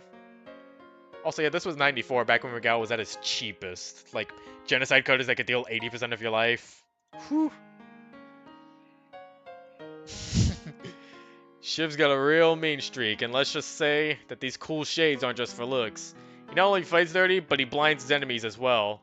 I think it's to put him on his own level to even the playing field, since all his fierce battling cost him his own one of his own eyes. Hey, just like Regal Bernstein! Strategy important here, since fists and attacks will do nothing against that steel body of his. I learned that the hard way. My battle with him left those piercing eyes of his burned into my memory. Yeah, you want to know who else had his eyes somewhat deleted? Regal Bernstein. You want to know how? A King of Fighters 96 boss called Gonitz. He's cheap in his own right. Goko desu ka? Wait, that's it. We can use his bad eye against him. Now, I have a feeling I know where he took them. Shiv might be unpredictable, but there's only so many places around there that you can practically keep a bunch of mind-controlled mons hostage. Whispering Peaks. Fuck, I just realized that's what that's the jokey thing I was thinking about a jokey sort of thing for Dr. Kaiser von Quack, since Kaiser Wave, the move that's used by both von Krauser and Regal Bernstein. But I also kind of thought of him as like a Gonitz character. I think Gonitz is German the last time I think, because his last name is Leopold, I think. Or no, wait, that was just a fan name that's just stuck. Whispering Peaks. They've got to be there. Let's not fight the villagers if we don't have to, but don't hold back when it comes to Shiv. We've got some powerful and wise Pokemon on our side to help out, so give it your all. Well, dudes, what are we doing still standing around for? Let's go there, get that triangle, kick some butt, and save them all. Come on, let's go. Alright, now it's Merchant's mission 2.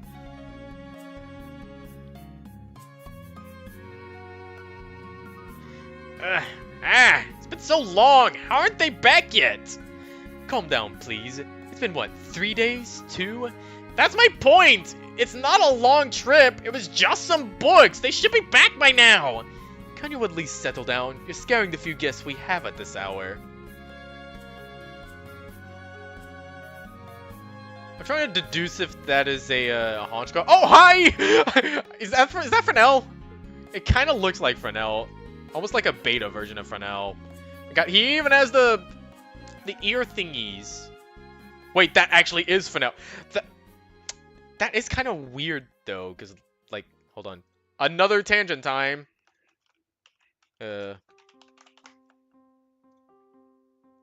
Because this is Fresnel's design now. He didn't have, like, a stripe going down like this. He had it going across.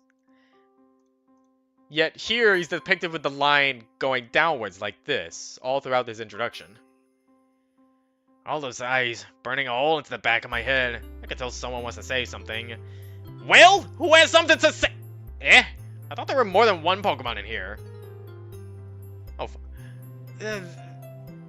There were. Yes, until you scared them off, right after I warned you.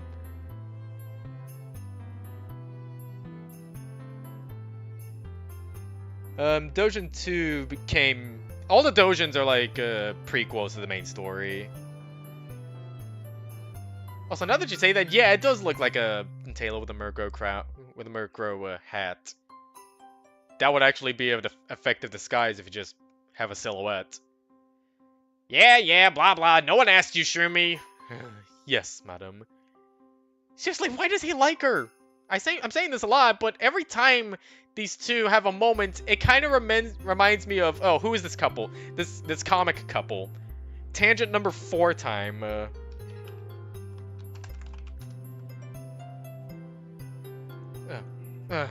It's off the top of my head, but it's like this this old married couple that likes to bicker a lot.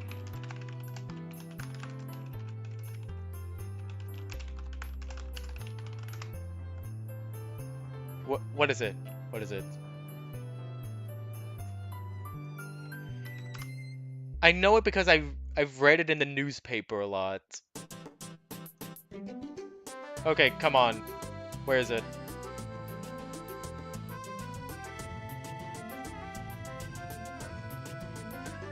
The Lockhorns, that's who it is!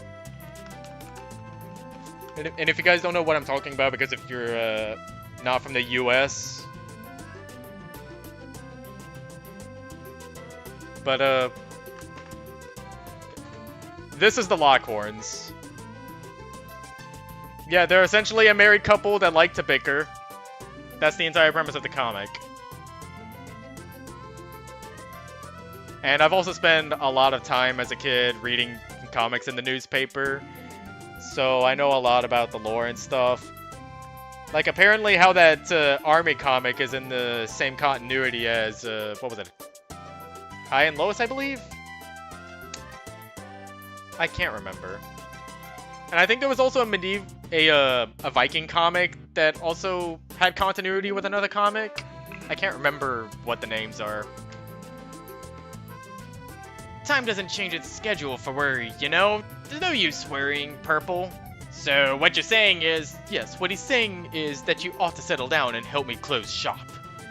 Then I should go to Sapling Village myself! Yes, so come over here and... Wait, no, that's not what he said at all!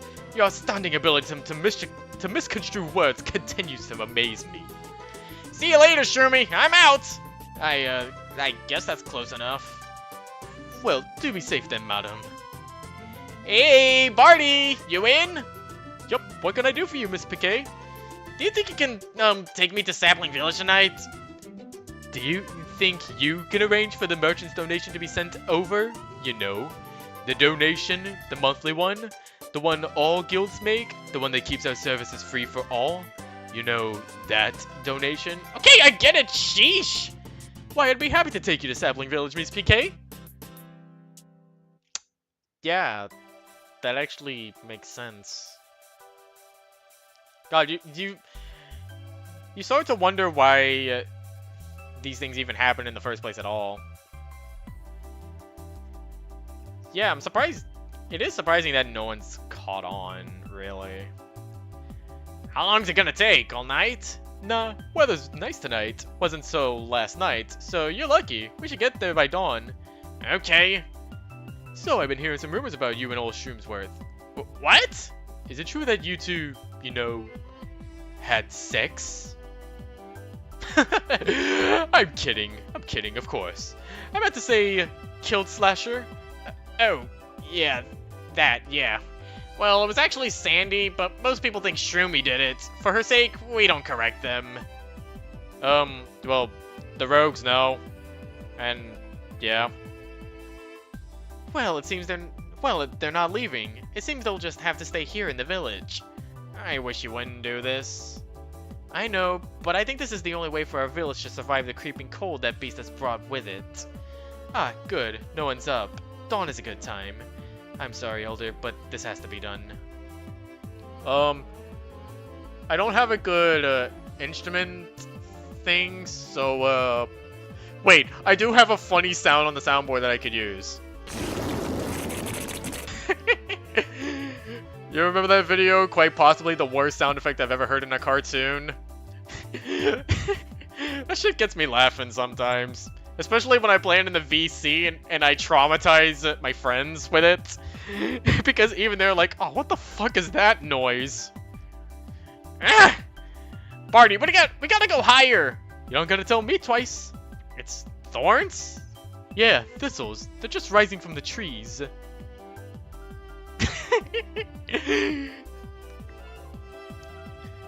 Sapling Village. It's really down there? I knew they couldn't do a simple task. Ah! Take me down there now! Stop your wiggling. We're gonna fall right into the thorns. What's going on out there? Ariana? You're finally out of your library, I see. No, not for long. I'm sorry, but we can't let the village wither away from the cold. I won't allow it. I'm retiring to my chambers. I'm sorry, Elder. I'll remove it when the beast is gone. Please do not come in after me. I'm not above using the thistle whistle to make you see it my way. Ariana! What the hell are you doing? Hey, you! Don't go ignoring me! Ariana! I can't believe this, you guys! How long have you been here? How long hasn't she let you in? How long has this been planned for? I can't believe it all. How couldn't you guys fetch a simple book? Now the whole freaking village is covered in thorns! Fantastic! You guys want to guess how easy it is to train with a village covered in thorns? I'll give you a hint. It's not easy. Settle down, settle down. These young ones have been trying their best to get her out of the library. She's, well, Ariana's really stubborn about things she believes in. I didn't think she'd quite take it this far. Okay. But we got a problem here. I mean, even if I get the books I sent these guys for, why is she doing this? I didn't catch most of it during my ascent, but it's really agitating, and I don't even... Why? This is so stupid. Doesn't she know how much you guys rely on trade? Well, you may recall that this is Sapling Village. It's a grass-type haven. As long as we have the light from above, we can live even without eating. It's very difficult. It puts quite a strain on us, but it's possible. I think that's what she was counting on. She doesn't want the village to die. Little Sporgard came to me after Ariana initially shut him out. He was asking for advice on what to do, not wanting to disappoint Shroomsworth. Unfortunately, as soon as I heard about the dragon in possession, I knew her reasons. She won't easily be persuaded. You have to understand her reasons. She only really cares about the safety of the village.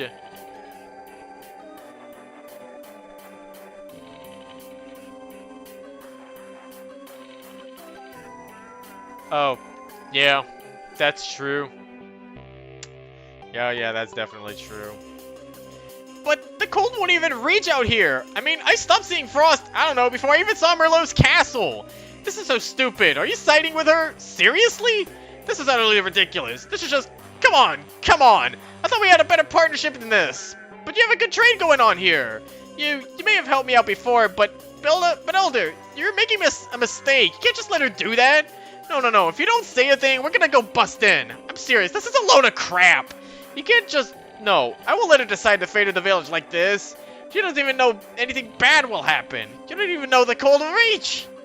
Also, I'm starting to realize that this is a load of crap is PK's catchphrase. Guys, that's it. We're going to go break into the library. I've only been in there once before, a long time ago. It's a lot bigger than it looks. It goes underground, and, well, obviously we have to watch out because somehow she has some sort of super control over plants or some garbage. I don't know. I don't really get what's going on with this little insulating barrier, but we've got to let her know this isn't just going to do. Got it? Oh, don't forget, the book. I still want any relevant books on whatever Sorbet's been speaking. Find anything on ancient languages. We'll sift through it all later back at Tao, okay? What else? Hold on, let me warn you. I'd rather not see anyone needlessly hurt, so any grass Pokemon should probably stay out of the fight. She's been the keeper of an artifact since she came into possession of the library, but I never actually thought. Let me mention, it's not that I agree with her. We just really can't oppose. The Thistle Whistle has great influence over grass types. You're lucky she didn't use it against you, really. The whole village would have engaged in attack, as well as any grass Pokemon in teams. Oh, yeah, that is true. I think, even in Shroomsworth's biography, because I like to read that sometimes, it did mention that Shroomsworth's monocle has glass in there. It is stated multiple times that Shroomsworth's monocle, that the glass on it shines. So, if Shroomsworth can have a monocle with glass in it, Why the fuck can't we have glasses? Makes no sense. Oh. Oh no. Oh no. No, no, no, no, no, no. This is just like that one time with the dragons and the cello and him. No. Okay. I'll just have to make sure not to get hit by any grass move. What a great pain. Guys, you heard him. I don't want any grass Pokemon getting too close to her. I'm going to do my best, but you know, she might just use her little whistle to control if she feels in a bind. Let's try to talk things out and avoid battle. I mean, avoid it if we can.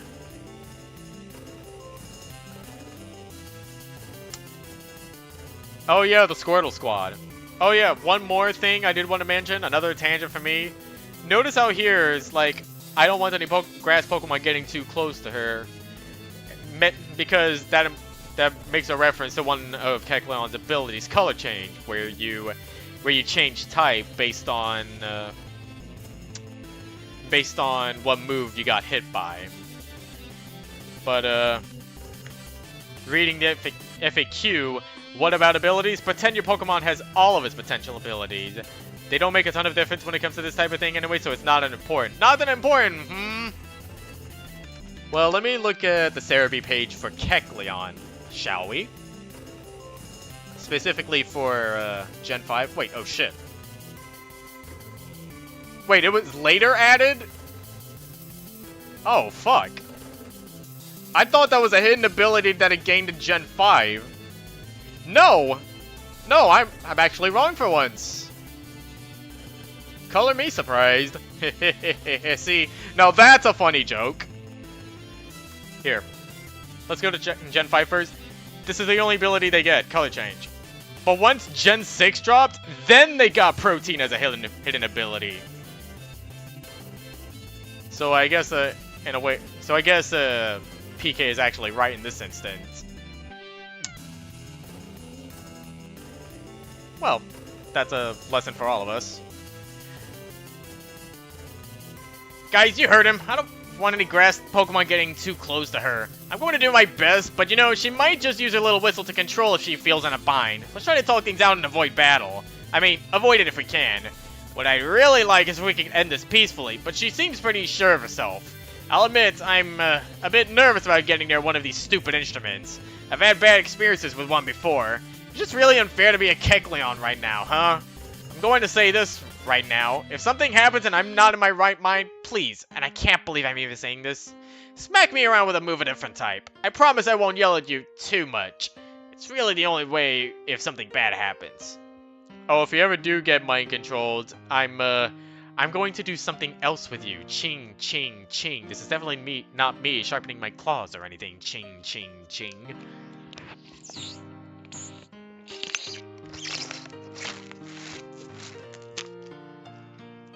Oh my god, I went on so many tangents that this might be the last thing I read for tonight.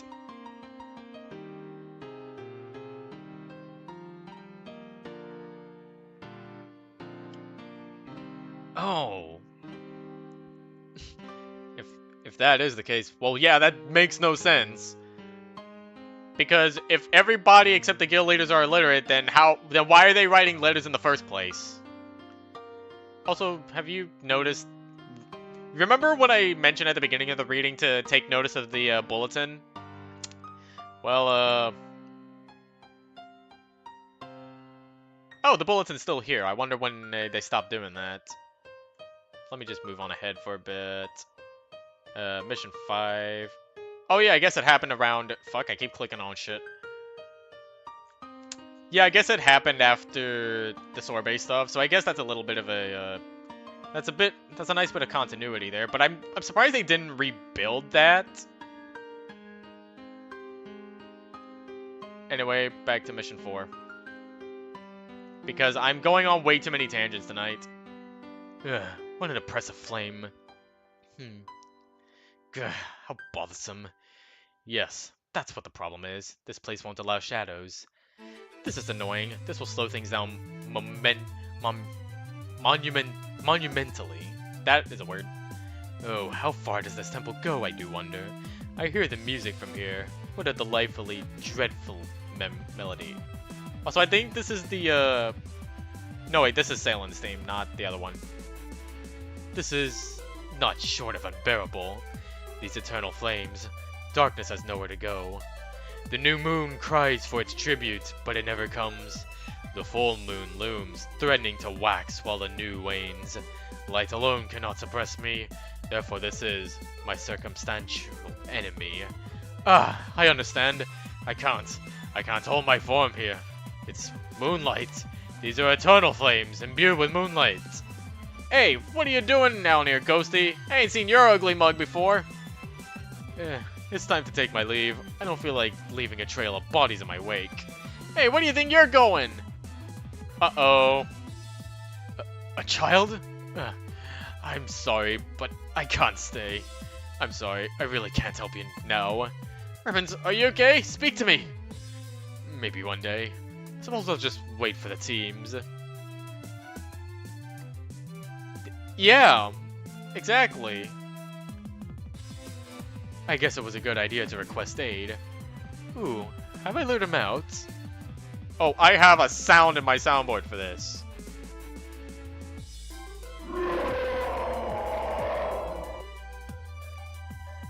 Ghost! What the hell did you do to my daughter? Now, if I were to, if the rapist stuff did not exist, I definitely would have taken Tivoli and Ribbons to be the guy and the kid, respectively, from I Want to Be the Guy. I wanna be the guy! Also, that's the end of it. Had I known you would have interpreted do not arrive at nighttime, noon would be much safer to be arrive as the sun is about to go down. I would have asked you to show up yesterday evening. You're either very brave and curious, or very lazy and suicidal. Nevertheless, I have roused Tivoli's attention. We must get this done now, or not at all. I can feel it already, did you know? Tivoli will not be your only concern in a few moments. I thought I was very clear on what time you should have arrived. I guess it's a bit too late for that now. Tivoli won't be your only concern in a few moments. I have roused his attention. I swear there's a few times where every time I read rouse, I almost read it as arouse, which is not the word that you should be saying. He is very lazy, I think. The light in their houses is very bright and disturbing. He does not like me. Or do I not like it? I cannot remember. I am sorry. If you will be so kind as to allow me to show you to your rooms, I'll lead you to our destination. We need to go to the temple in the middle of this jungle, and here you'll find the lights. I really don't like them. Did you know that? I'm sorry, give me a few moments to collect myself. Yeah, he did. Man, they gave him special attention sometimes. I feel much better now. Come along and follow me, you brave rogues. I'll fill you in as we walk, for I am unsure as to how much time I have left tonight. The temple we are heading towards stands by itself alone. I would normally have no problem completing this mission on my own, but the torches, that I don't. The torches that have contained moonlight somehow. I cannot linger sources of that for very long without long-lasting detrimental effects, so I'm glad you came. Also, when was this song when I was reading all the Creeping Woods related stuff? Because this is literally the Creeping Forest song. When we arrive at the temple, you will have to make your way inside and head to the very bottom. I regret that I cannot inform you of the layout of the place, but my time there was cut short by the torches. I didn't like them. I can get you inside the temple undetected, that is all. The guards he has are all dragons and monsters of various sizes and shapes and colors and sounds and shapes and, I think. I can't remember too well. You'll hear music when you start heading down the stairway. I believe it to be a stringed instrument of sorts. Find the source and make it ours. That is your mission. I'm sure the instrument will be in our fierce ruler's chambers, where it is sure to be well guarded, but not by him. I will see to that. So, why do you not want the instrument... Wait, hold on. I mean... So here's the thing, right? There are instruments capable of controlling Pokemon. Which is a question in of itself, but a question I've always had on my mind while reading this is, why does no one have the idea to destroy any of these instruments? Like, damn they be special, they are literally mind-controlling Pokemon. If it were me in that case, I would not use the instrument to my benefit. I would destroy the mind controlling thing as soon as possible. Forgive me for asking, are any of you... Sorry, that took me aback for a second. Forgive me for asking, are any of you girls? The native girls here all seem to be wearing ribbons for some reason or another. I think it would be nice if you wore ones to somewhat camouflage yourselves. I've liberated a few fine specimens of ribbon for you all to wear. Don't mind the stains, they're harmless. But yeah, when I read "Are any of you girls" and I see the portrait of that, I thought of something else. Ah, we've approached the temple. How delightful. I was beginning to tire of walking. Sorry, I can't get tired of walking. My legs are simply a projection of my will, you see. Excuse me as I go create an entrance for you all dashing charmers. Do not worry about me, for I am already dead. I will draw Tivoli out of his lair and keep him busy. I have made acquaintances with his daughter, and he is a bit miffed about it, you know? He'll be sure to come meet me. I know it. I made acquaintances with his daughter, I think. I can't really remember, but I'm sure I did. I can't wait to meet him again. He seemed to be quite excited to see me the first time. When you get the instrument, run away and hope you never have to come back. I'll be fine, I assure you. Thank you for your patronage, my friends. So yeah, that's mission 2. And to sum it up, it's basically... What is this? Another child? Yeah, I did have sex with your mother. One more for my score. And then eventually... I put a bunch of "I Want to Be the Guy" sounds on this. But yeah, that's going to be mission 4. It's about time for me to go to bed, so epilogue reading tomorrow. Oh, and we also have to read redactions. And there's another thing on this list that I have after mission... Yeah, at the mission 4 epilogue, I have to read something else. Yep. So, good night. I'll see you all tomorrow. Also, is it me or is anybody else getting a headache?